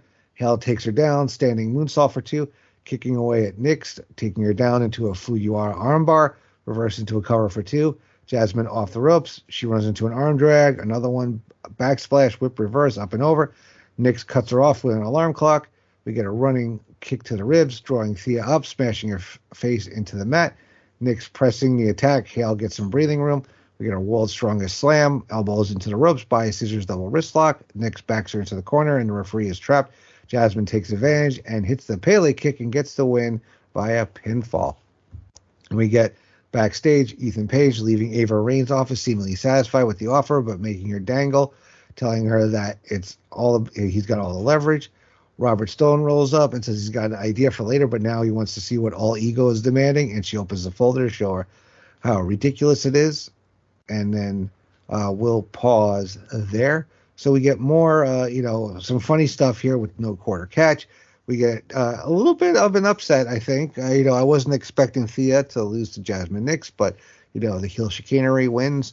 And more with the kind of the theme of the ongoing story of the night is the Ethan Page contract. So what are your thoughts on this part of the show? Yeah, Charlie Dempsey's descent into madness apparently is something that I'm here for. As he's doing the "you talking to me" in the mirror, and is worried when he sees that Miles pops in. He's like, "How long have you been standing there?" And like messes with him and stuff like that. But yeah, Thea losing here was kind of a surprise, but again, I think it's to kind of put over the conflict with Chase U. I think Andre and Ridge are the only ones that come out to the ring with her. I think Riley and Duke decide to kind of stay back. So I think that's just continuing with the mind games that she's going through with the Chase U stuff. So it makes sense at the same time, though. Like you said, I think it was kind of a shocking result. But Jasmine gets a big win over somebody that's kind of been featured for a while. So not a bad little spot there. And then Ethan continuing to kind of dangle his leverage in the contract negotiations is a good way to kind of use him, kind of outsmarting the GM here in this little segment. So not a bad couple of segments. And the match was all right, but nothing to write home about. All right. So then we get social media footage of Axiom Nathan Frazer brawling with the Good Brothers at the merch truck. Then Josh Briggs' music plays, but he doesn't enter. We cut to Shawn Spears standing over him, beating him up. Javon Evans appears. Shawn tells him not to try it, but Javon attacks him. They brawl into the ring. Evans landing punches, suicide dive, brawling on the floor. Slingshot cutter sends Spears packing. We get the D'Angelo family interview backstage, and Tony says no quarter catch crew. We'll see what they're capable of. And we go to break. Back from commercial, we get a hype reel to see for how many views Sexy Red got last week. God help us. And we get our NXT Heritage Cup Championship match. Damon Kemp challenging Tony D. Round 1, we get action loose and heavy, whips reverse, so on. Fisherman suplex. Tony D wins the first pinfall with a bridging fisherman suplex, going up 1-0. Round 2, Kemp immediately breaks away to the safety of the ropes. And then we get a time limit here. In round 3, we go back and forth, 30 seconds left. Tony with lariats on lariats, big belly to belly, suplexes Damon with rolling Northern Lights, and we run out of time. Then we go to round 4. Tony gets him quick enough with the fisherman. Then he wins the second and final pinfall with a fisherman suplex, going 2-0, retaining the NXT Heritage Cup. So we get more with the Shawn Spears, Josh Briggs. We get Javon Evans sticking himself in here, and we get more hype for our host of Battleground, and a decent Heritage Cup match. I don't think there's anything to write home about, but it continues. Tony D his first successful title defense here, and with a win with a no-brainer over Damon Kemp. So what are your thoughts here? I like the going back to the OC thing where they attacked Nathan and Axiom in the trailer. I like that as a setting for an attack. I've never really seen anybody selling merch before and get attacked in the trailer, so that was really we get a little bit almost a Kevin Nash Rey Mysterio moment there with Luke Gallows and Axiom. Yeah. So definitely an interesting little thing that they did there. I thought that was pretty cool. But yeah, Spears takes out Briggs before their match, so obviously either Spears is ducking him and kind of attacked him from behind to take him out, so he didn't have to face him. But him and Javon had a pretty good brawl around the arena. I'm pretty sure Evans pulled out one of those spots where he kind of overshoots and kind of runs into the table in this as well. So definitely still needs to be a little bit more careful. But a good little brawl gets Evans over. Obviously sets up a match that they'll probably have at some point. So yeah, definitely exciting stuff for him there. And then the Heritage Cup match wasn't the best. He wins 2-0, so it was a pretty convincing win on top of that. So not doing Damon much favors. They wrestled the 3 rounds. Tony D, I believe, gets the fall in round 1, and then he's kind of building to winning in round 3, but then he almost immediately wins in round 4. So pretty convincing. It's probably one of the more squashy Heritage Cup matches we've had. So kind of a surprising that they would make Kemp look that bad, I guess. But Tony winning his first defense is definitely meaningful. All right. So we get Ava Rain interviewed about Ethan Page's contract situation. She asserts that she's in control of negotiations. Trick rolls up mad and tells her to give him whatever he wants as long as it gets him a chance at revenge. We get Jordynne Grace rolling up on Mia Yim, and they have a little reunion when Sol Ruca rolls up to introduce herself. Grace included her in the chat. Jada Parker then rolls up to trash talk and leaves. Grace walks off. Ariana Grace rolls up to comment on their shared name and how Ava Raine doesn't want her to be a double champion. Tam Paxley rolls up to be weird about titles, and Grace tells her how important it is. And then we get a hype reel for Lola Vice where she talks about how great she is and equal and opposite Shayna Bazler hype reel. Then we get our next match, which is Izzy Dame versus Natalya. Dame shoots her off shoulder block. We get Natalya sending her to the floor with a drop kick, but Izzy gets right back there with a Canadian backbreaker rack and a drop kick for 2. Cobra twist applied. Natty then escapes. Discus Lariat for 2. Sharpshooter block, trying for a triangle choke. Shifting to a cross armbar, but Dame keeps her hands clasped. Counter powerbomb to the turnbuckles, trading cover. And we get Natty winning via pinfall with a sunset flip. We get footage from moments ago of Axiom Nathan Frazer calling the Good Brothers out, telling them they're not tough, and pledging to defend the titles against them. So we get, a lot of stuff here. We continue on with the, the Ethan Page, Trick Williams contract stuff. We get, a little focus on Jordynne Grace and showing her personality out here.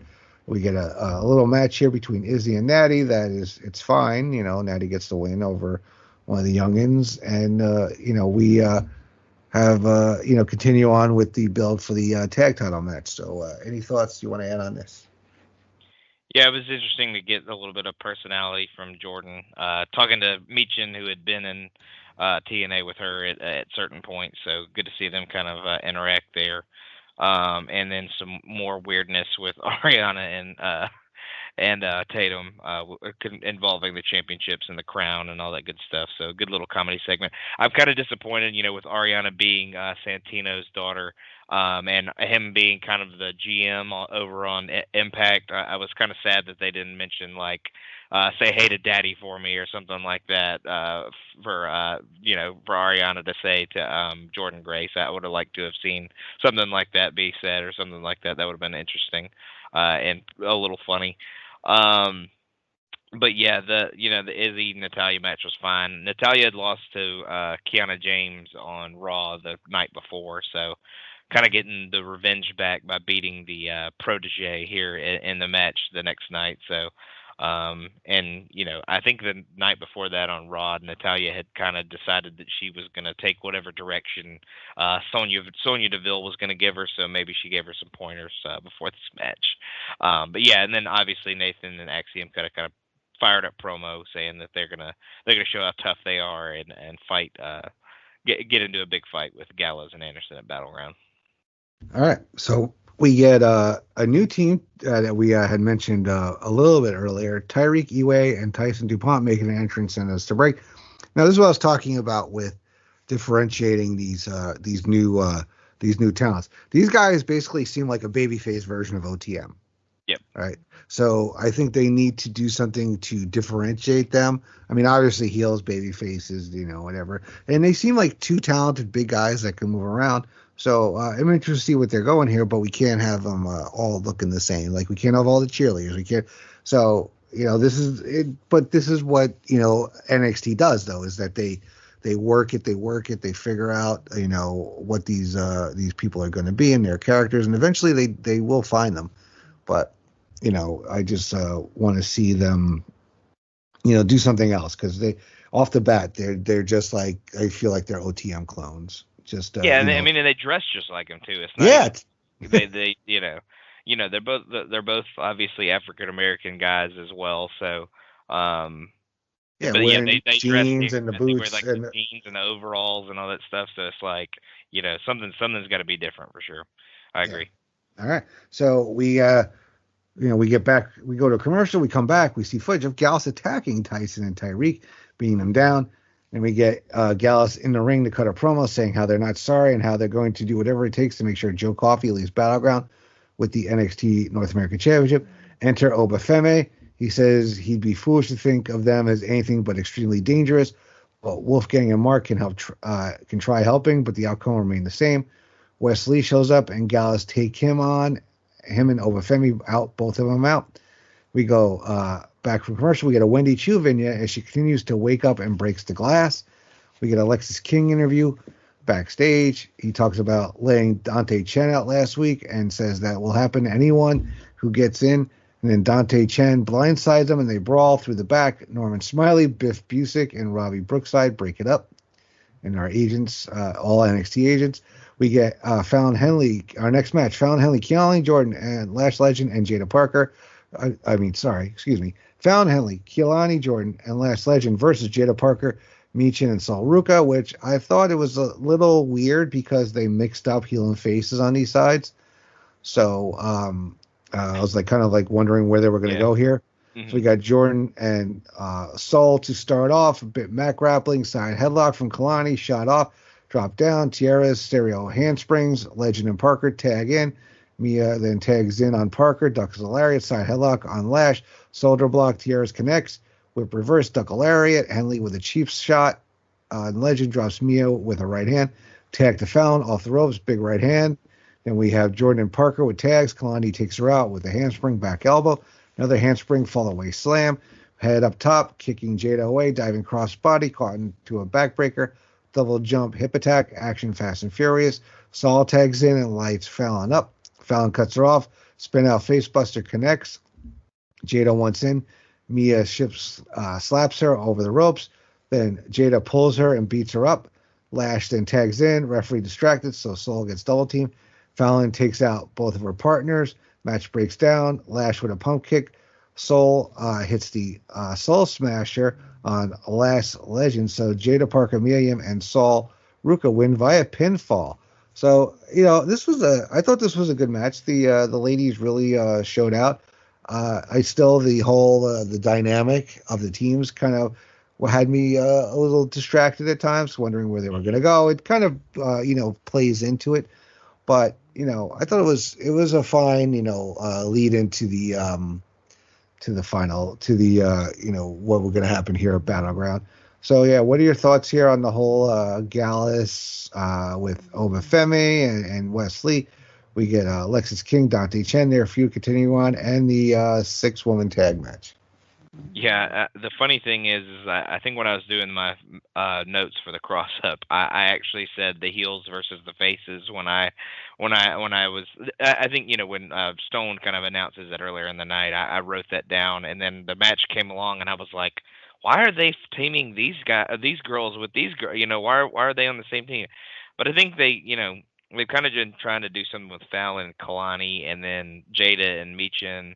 So I think they kind of wanted to put them on the same team so they could do the little, thing where teammates fight and all that good stuff and kind of break down at the end. So that's the only reason I could think of. But yeah, I definitely was confused as well because I had, when Stone announces it, he doesn't really say who the teams are or who's on what team and who's partnering with who. So I definitely wrote the heels versus the faces because I figured it would, be all the bad girls versus all the good girls. So definitely was confusing, but it ended up being a really good match. Big win for Sol, getting the pinfall over Lash. I definitely was surprised to see Lash take the fall, as I thought she was kind of one of the favorites going into Sunday. So, but yeah, really solid 6-woman match. Definitely probably match of the night on this episode. As this was more about building towards Battleground than it was really kind of in-ring action per se. So, but Gallus kind of taking out both Wes and Obafemi, puts Joe over, going into the triple threat on Sunday. Kind of gives him a little bit of a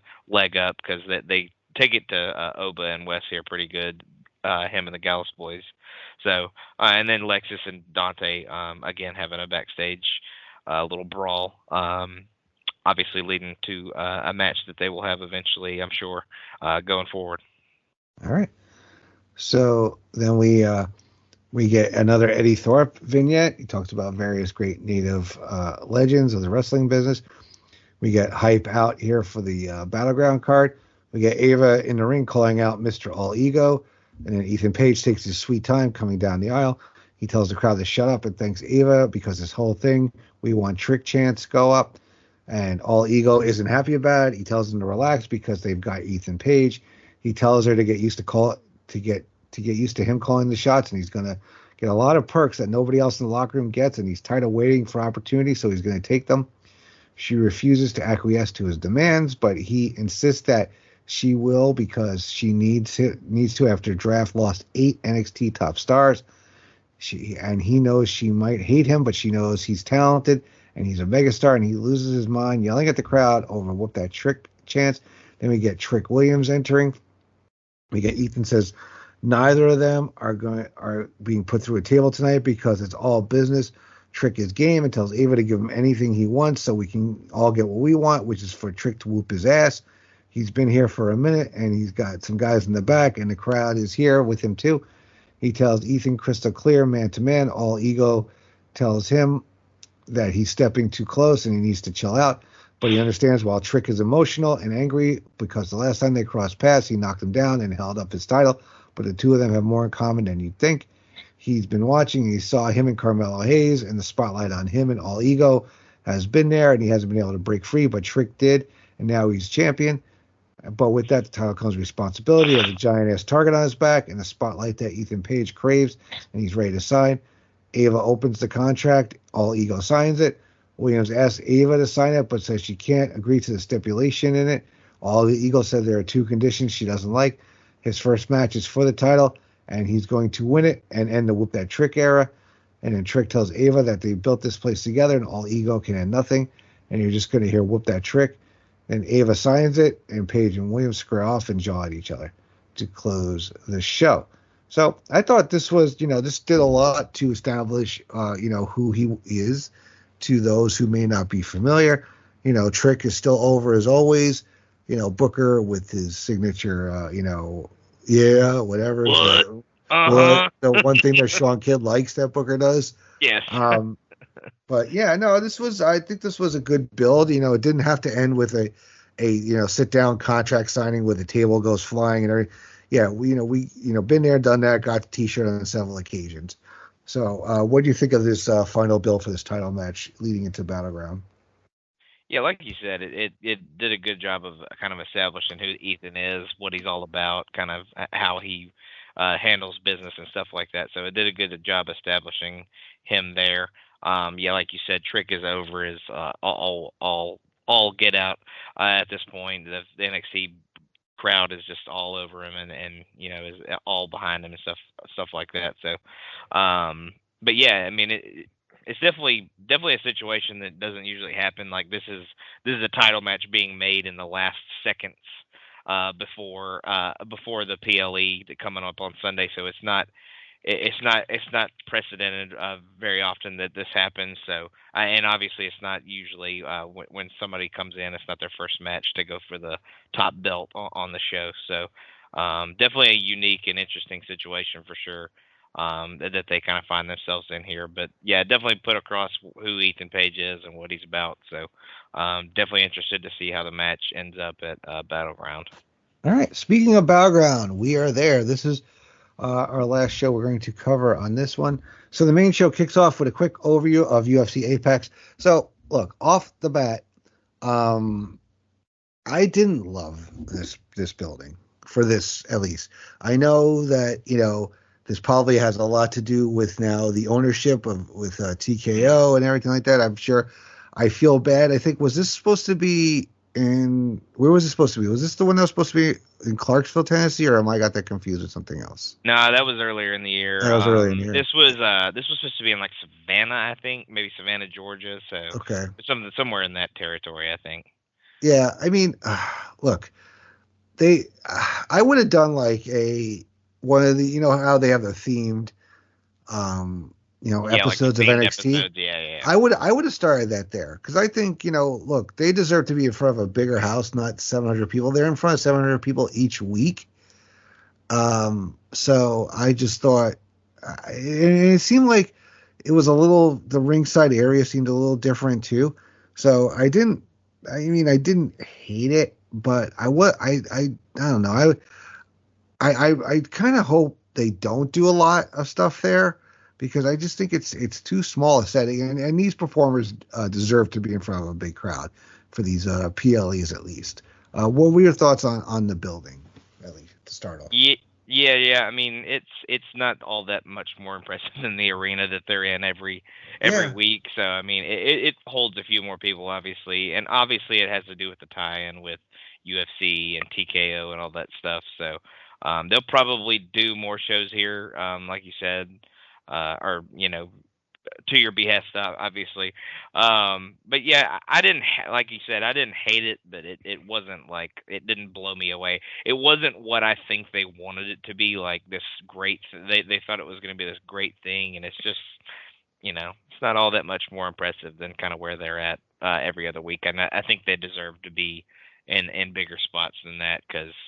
Obviously, they're all super talented and can have some really good matches on these shows. But yeah, not the best, but I didn't hate it at the same time, I guess.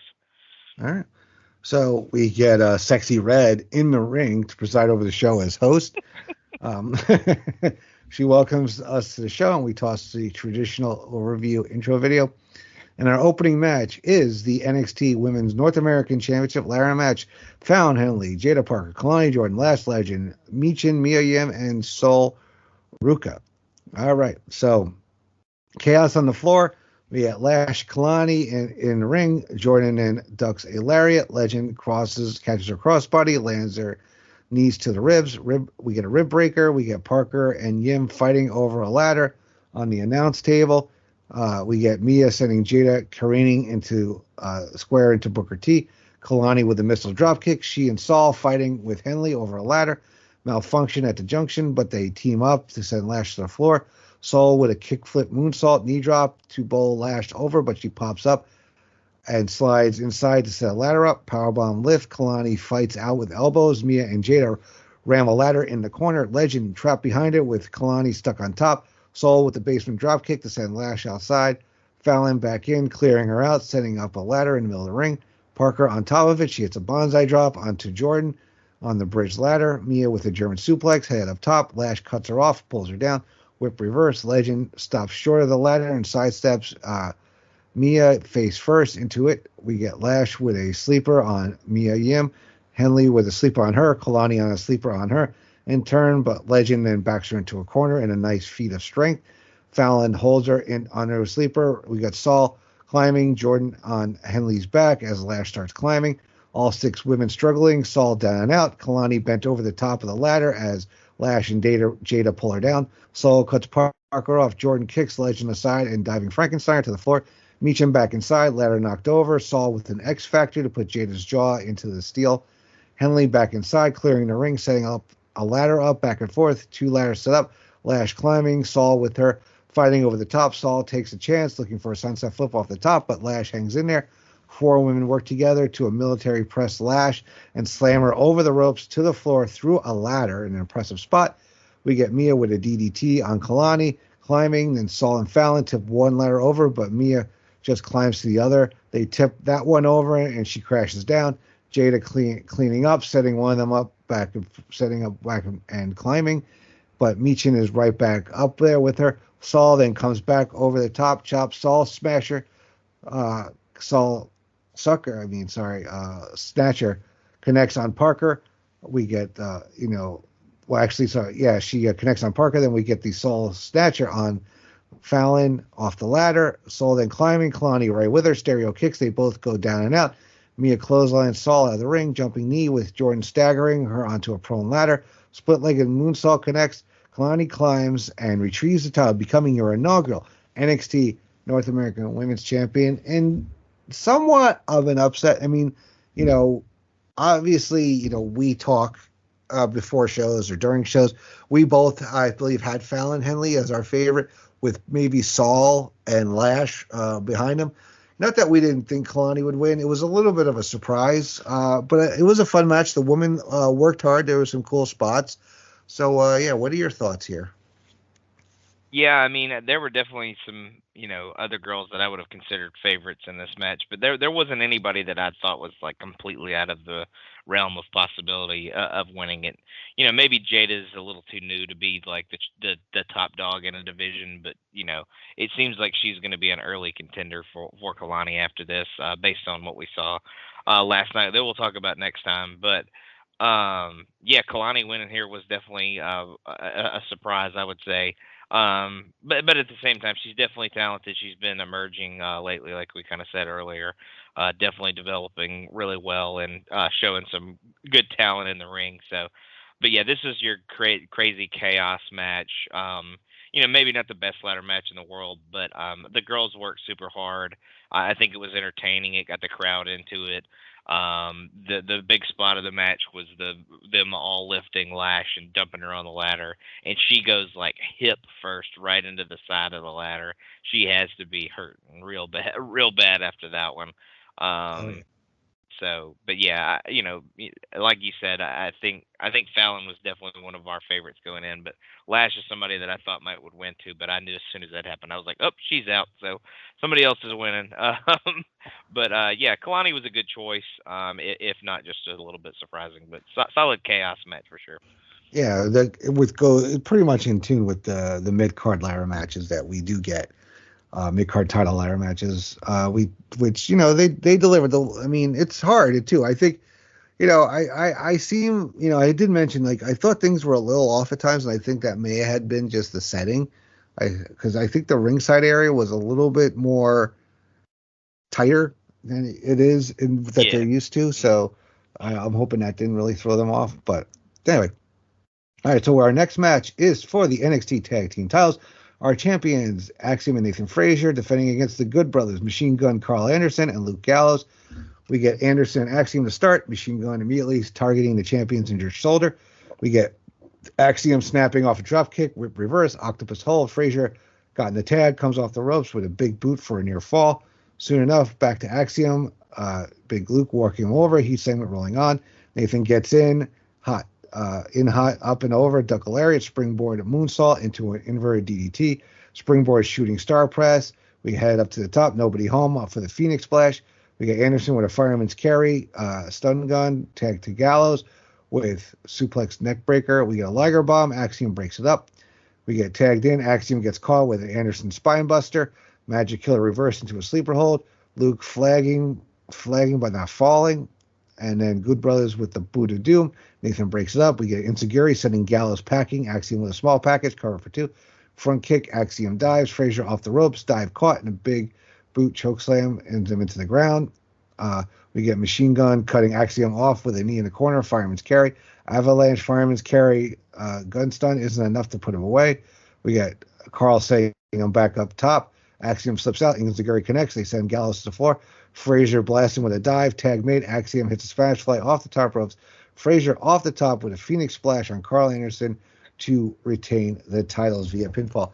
I like this match. I'm not a hater of the OC, the Good Brothers. I think they are a little not that they haven't lived up to the hype that you heard about them with being like the Bullet Club and everything they did in Japan.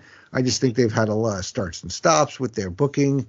But I definitely thought this was a good a quick match here with a couple of veterans. And Carl Anderson, man, his spine busters are so damn crisp.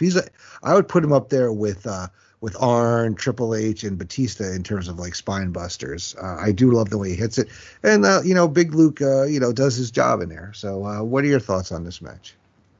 Yeah, I mean, and Gallows and Anderson are obviously older than they were during those runs as well. So Yeah, they do have a little bit more mileage on their bodies, but they're a team. If they're in there with the right guys, if they're in there with guys that have a little bit of speed and a little bit of high flying prowess, they can go in there with them. And these two guys are the perfect opponents for them. So this is about as good as a OC match or Good Brothers, whatever you want to call them. The match that you're going to get, because these are the perfect opponents for them. Two guys that can fly around, are super quick and all that good stuff.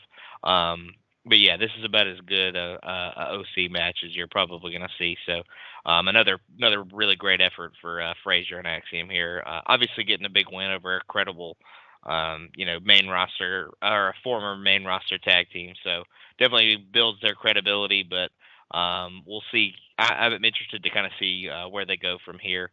if they may have another match with these guys, or if they're going to move on to somebody else. But the tag division is one of those that could go a lot of different ways, I feel like, at this point, but we'll see where they go. All right. We're on to our next match, which, also you think back to, they could have maybe, just had this match at the UFC, Apex, whatever this thing is called, and had the rest of the show somewhere else, which they've done before. It's not unprecedented. Yeah. But this could have been match, like a Lions Den kind of match, yeah. Yeah, this match definitely fit. It seemed like this was more appropriate for the space just because of the UFC feel to it, I guess. So we get Lola Vice versus Shayna Bazler in an NXT Underground match. We get Bazler hard out of the gates, fighting up the aisle with a palm, back into the ring, ankle lock applied, Vice scrambling to get away, rolling under. Shayna rolls her right back. Lola crawls for the corner and slings Bazler and face first into the post. Sleeper hold applied. Bazler gets her feet under her. Vice hangs in there, right back down on one knee, but Shayna rolls both women out to the edge of the ring to the break free. Bazler then clearing the announce desk, setting Lola up on top of it. Vice then fights out, trading punches on the table, double leg into the hammer fist, but Lola turtles up and manages to get off the table. Shayna with a knee, but Vice sidesteps, and her knee goes hard into the desk. Back inside, Lola working a stump puller, wrenching back on her leg, shifting to an ankle lock. Vice with leg kicks, Shayna taking guard, fighting her off, blocking punches, back to her feet. Lola kicks her leg out from under her, grounded punches, taking her back with a sleeper hold, rolling her back, but Bazler gets away and stomps in passing. Roundhouse kick, hip toss, mounted punches, and now Lola's in charge as Shayna takes her back into a sleeper hold and hooks in. Vice then pries at the injured leg for an opening. Bazler has to release the hold to ease the pressure. Back on her feet, leg kick and a running knee, but Shayna can't capitalize due to her own knee issues. Bazler rushes in, back fist from Lola. Bazler then collapses to the floor, and Lola demands referee Daryl Sharma call the match. Outside with her, Shayna gets a lucky shot. Vice goes down, but Bazler gets caught up in fighting security, and Lola clobbers her. Fighting on the apron, Shayna with a triangle, but Vice windmill punches her until she gets away. Lola puts Bazler face first into the steps, back inside, back fist, grounded punches, and Lola Vice wins via referee stoppage with grounded punches. In terms of NXT Underground, I thought this was pretty damn good. It might, I don't know, I'm not sure if it's the best match, but I definitely thought this one delivered on the gimmick, I guess, of the match. And, Lola going over just continues to establish her as a badass. Shayna doing the right thing. And I thought this was fun. Wasn't expected that we were going to see this a month or so ago, but definitely a good addition to the show. So what'd you think? Yeah, definitely a physical match. I don't know if it was the fact that these two girls are actually fighters and actually were in MMA and trained with like actual big time MMA fighters. It hurt it a little bit for me. That they kind of had to work MMA match basically. But it was fine. It was physical. It had a lot of good physical strikes and good submissions and stuff like that. But I don't know. I just felt like there was something lacking for me for this one. But like I said, it was solid, but it wasn't something that blew me away. But I feel like the fact that they're like actual fighters in this match that's supposed to be kind of like, it's supposed to be a UFC fight pretty much, kind of took away from it for me for a little bit. So it didn't quite hit with me like I feel like a few of the other underground matches have. But not a bad match at all, but just definitely not maybe what I was expecting, I guess. Oh, okay. All right. So we get an A Thor But vignette. You're not wrong liking it, I'll say. I mean, and not that I loved it. I just, I'm not a huge fan of the underground, but I thought for these women, I thought that they in the setting, I guess, Yeah. I thought it delivered on the gimmick. All right, so we get an Eddie Thorpe vignette where he made it clear he's returning on Tuesday. We get Sexy Red congratulating Kalani Jordynne on their title win, and they're going to go party later. And then we move on to our next match, which is a triple threat for the NXT North American Championship. Joe Coffey versus Wes Lee versus Oba Femi, our champion. We go out and back in. Lee with a quick near fall on Coffey. Femi back in, cutting him off, laying him out, grabbing Joe, double suplex on both challengers, delayed vertical on Wes, Coffee with strikes, Oba puts him down, back body drop sends him to the floor, and a boot sends the Iron Man sprawling. Lee springboards, Femi cuts him off, presses him clean into Coffee. Joe then spikes Wes with a tornado DDT. German suplex follows, clubbing Oba off the apron, whip it to the corner, backbreaker connects, side slam on the champion, elbow drop and cover for 2. Fireman's carry, Lee with the double stomp, and Joe lands a Death Valley driver on Femi out of it. Lee then punches Coffee into a cover and immediately breaks it up. Oba powerbombs Joe into the apron, catches Wes on a dive, and powerbombs him into Coffee. Back inside, cardiac kick. Femi blocks. Lee again tries and gets it, but Coffee breaks it up. The rest of Gallus runs down and beats Oba up, but Joe with a moonsault and a headbutt on Wes.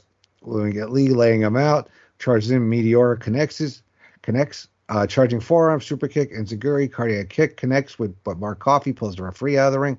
Lee dives on them, Femi returns to the ring, blocks all the best of the bells with a boot, pop-up drop connects, catch Wes on a dive, powerbomb, lift Joe up, and then Oba Femi hits the powerbomb on Joe Coffey and wins via pinfall, retaining his North American Championship. I thought this was a good match. I enjoyed it. I kind of thought we were going to get some, Impact, wrestlers interfering here, maybe to counteract Gallus, but that didn't happen. What are your thoughts on this match? Yeah, I do think I kind of think I know where you're going with that, but I think we'll get that eventually at some point. Maybe what you're going for with the interference there. But no, I thought this match was awesome. Oba Femi continues to just be a force. He was the definite highlight of this match. Just throwing guys around. He's a huge guy, but he emerges from the he obviously has multiple opponents here. He had multiple opponents that stand and deliver. He continues to overcome the numbers game and win these matches, despite being the man of his size. But he continues to be an awesome part of these matches and continue to build himself as a great champion and a force to be reckoned with on this brand. So. Wes and Joe did their parts as well, but I thought this was really the Oba Femi show, and he really showed out in this one. So I was a big fan of this match. All right. So we get a Wendy Chu return vignette with a new date confirming she too will be back on Tuesday. All right. So our next match is for the NXT Women's Championship. Jordynne Grace versus Roxanne Perez.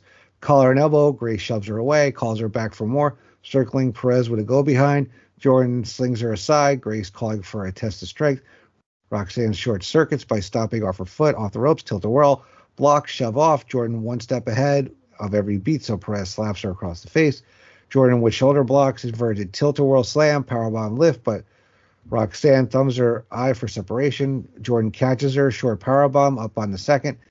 We get Perez under her, yanking her face into the turnbuckles and arm dragging into the mat. Wrist lock, step over, knee arm breaker, kneeling armbar. We get arm wringer into a side Russian leg sweep, clubbing blows to the shoulder, standing armbar. Grace trips her up. Perez with kicks, sending her into the corner, a sidestep, the charge, boot connects, driving cross body into a well strongest slam. Grace under pressure. Then we get Roxanne up top. Jordynne cuts her off, kneeling and trading shots soon enough. Hammerlock elbow from Perez. Grace stabilizes, throwing a chop scoop and a slam. Pump kick from the champion. Another scoop and a slam from the challenger. Elbows to the jaw. Back fist sets up a lariat, and the juggernaut is rolling. Cop killer block. Spine buster for 2. Suplex lift sets Perez up on the corner again. Uppercut thinking about a muscle buster, but Roxanne slips out. Wheelbarrow DDT connects. Off the ropes. Head scissors driver.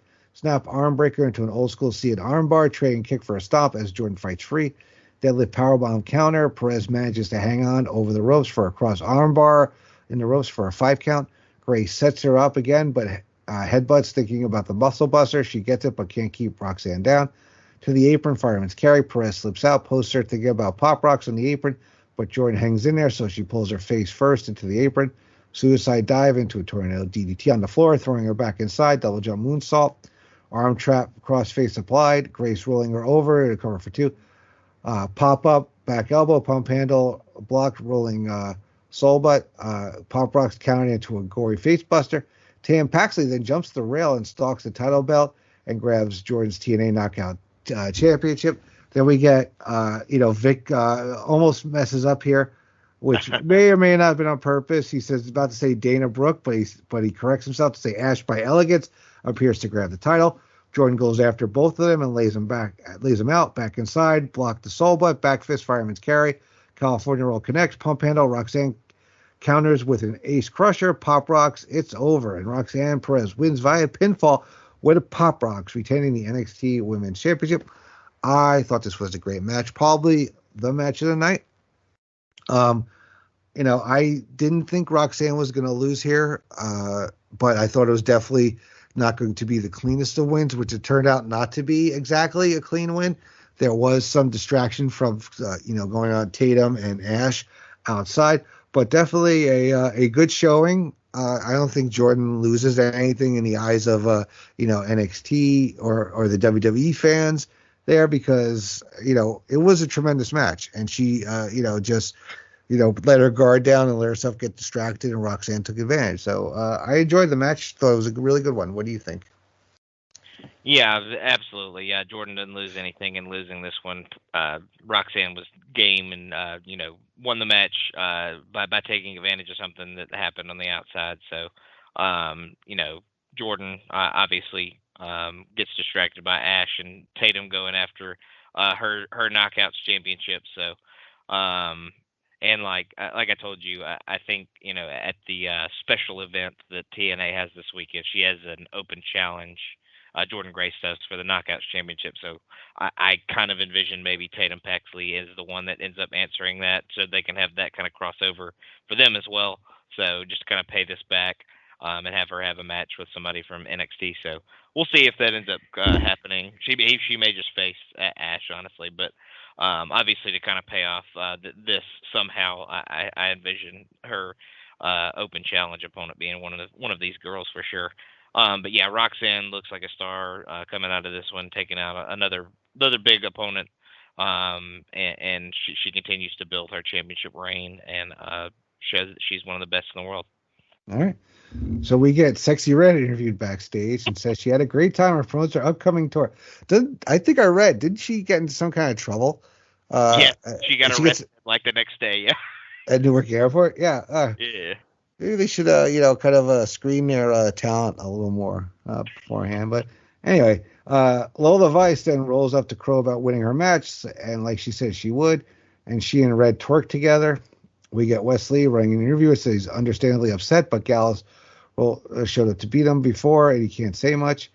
Then we get our main event of the night, which is All Ego Ethan Page challenging Trick Williams for the NXT Championship. So we start off with Page with a double leg and hammering punches out of the gates, charging in with a knee. Williams sidesteps, hard right hands, backing Ethan into the corner, whip across, scoop in a slam, shoving All Ego to the mat, mounted punches, jumping neckbreaker connects. Page low bridges him to the floor, clutching his knee briefly before heading back outside and throwing Trick Willie through the steel steps hard. Back inside, Trick trying to recover. All Ego with a hanging butterfly neckbreaker for a near fall. Back suplex connects, another near fall, suplex neckbreaker for yet another near fall after that one. Bear hug, Trick trying to fight out with overhead elbows, shoulder blocks to the corner. We get a big right hand setting the champion up top to the tune of Ethan Sucks chants, right hands up top. Williams hooks him for the bookend, but Page gets under him with a cross arm iconoclasm, and a power slam follows. Waistlock. Trick then breaks the grip briefly, turns him around, and boxes his ears. Off the ropes, float over, DDT connects, and both men are down. Blocking punches, William throwing his own, slicing right leg Larry's flapjack kip up. Champion is rolling, 540 pump kick, but All Ego rolls to the floor for a breather. Whip reverse, Page goes over the barricade into the crowd. Crossbody over the barricade, back inside a boot, but Page kicks out.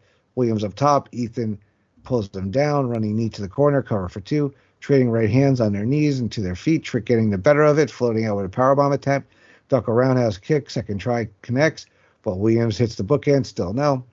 Out by the announce desk, Trick clears it, perching on the steps. All Ego counters, power slam through the table, back inside, up for it. Ego's edge for two, arguing with the referee, right hands in the corner, warned about excessive Castigo de Excesivo, whatever the hell that means. And Trick connects. I don't know what this person wrote. Trick hits the trick shot and wins via pinfall, retaining his NXT championship. Then we get Sexy Red celebrating with Trick Williams in the middle of the ring while all ego fumes in the corner. I thought this was a good match. I did not think that Ethan Page was going to win here. I had, Trick retaining or at least or being a schmaz here. So, again, another guy who doesn't, I don't know. I don't think he really loses much. It doesn't, he could take the loss even though it's his first match because it's such a high profile match. I don't know. What do you think of the main event here? Yeah, and there was a little chicanery with the ref there at the end, so maybe that's his excuse that Trick kind of caught him out of nowhere after he was feeling like he was getting slighted by the referee or something like that. But yeah, I don't think he loses anything here. You never really thought maybe he would win here because it's his first match. If he did win, I feel like it was going to be because of maybe some outside interference or something to that effect, like a schmaz, kind of like you said. So. And if he had won, Trick could be a better chaser than maybe a champion at that point. But he has been a good champion so far, without a doubt. And this was a good match, like you said.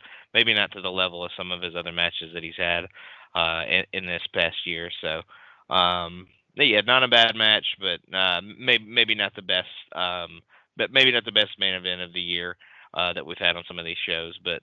Yeah, I don't think Page loses anything in the loss, but Trick continues to be the great champion that he is. So we'll see where he moves on from here.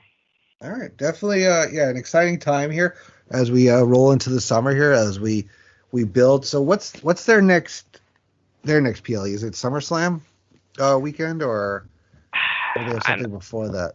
I'm not sure they have one announced yet. I think they have one of the special episodes of TV first, but yeah, I don't really know. I don't know that they've announced anything for SummerSlam weekend, or they haven't done something. They haven't done something on SummerSlam weekend the past few years. They may do something like the weekend before, or the weekend. It's one of the weekends around SummerSlam, but they haven't done one like on SummerSlam weekend in a good bit, I'd say. All right, yeah. So we'll probably get like Heat Wave and maybe Bash at the Beach or whatever. Yeah, we may get a few of these, branded or not branded, but kind of titled NXT episode with kind of bigger matches. But definitely an exciting time as we start to see new faces, whether they're new signees or people getting elevated with all the changes in the roster. So definitely an exciting time. Mm-hmm. All right, so when we are in our next episode, we'll recap the next. However many episodes take place between now and then, and we'll see what happens because the episode that just happened, there was some interesting stuff that I can't wait to talk about. All right, so Logan, we know you got a lot going on. So what are some of the shows you can direct people to on the Backbone Wrestling Network? Yeah, everybody just check out the Backbone Wrestling Network. We've got, I'm all over the place on that feed this week. There's 5 shows that came out. I'm on all 5 of them. So, Jesus. But we have Linking Up Luchas, Highway to the Impact Zone, YouTube Roulette. I'm on a new show called Hidden Gems that was kind of a Sean Kidd idea, if you can believe that. And then me and Schiff are doing a new show called Are You Smarter Than Vince Russo's WCW? So that one's definitely an interesting one. I play the role of the student on that one, where I'm usually the teacher in that situation. So Schiff is teaching me all things terrible Russo WCW. So everybody knows a lot about terrible things at Schiff. Yeah, that's very true. Ruthlessly Aggressive is another one I do over there. But yeah, just check out everything that's going on over there. We're doing a ton of great stuff. All the guys that have put time into it are doing great stuff. So just check everything out and check out North-South Connection and the rest of the stuff on the Place to Be Nation Wrestling feed here. So everybody's just putting out great content. So everybody listen to all their stuff. Yeah, lots of stuff going on. here on the Police Nation Wrestling Network, also on the North-South Connection, both on podcast form and YouTube. And like you said, the Backbone Wrestling Network. As for me, my primary home is the Police Nation Pop Feed. Not cranking out as many shows at the moment. Still doing the Video Jukebox, the Song of the Day. May drop Cartoons of Our Youth, Laugh in Theater, Blockbuster Rewatch, one of those, here and there when I have time.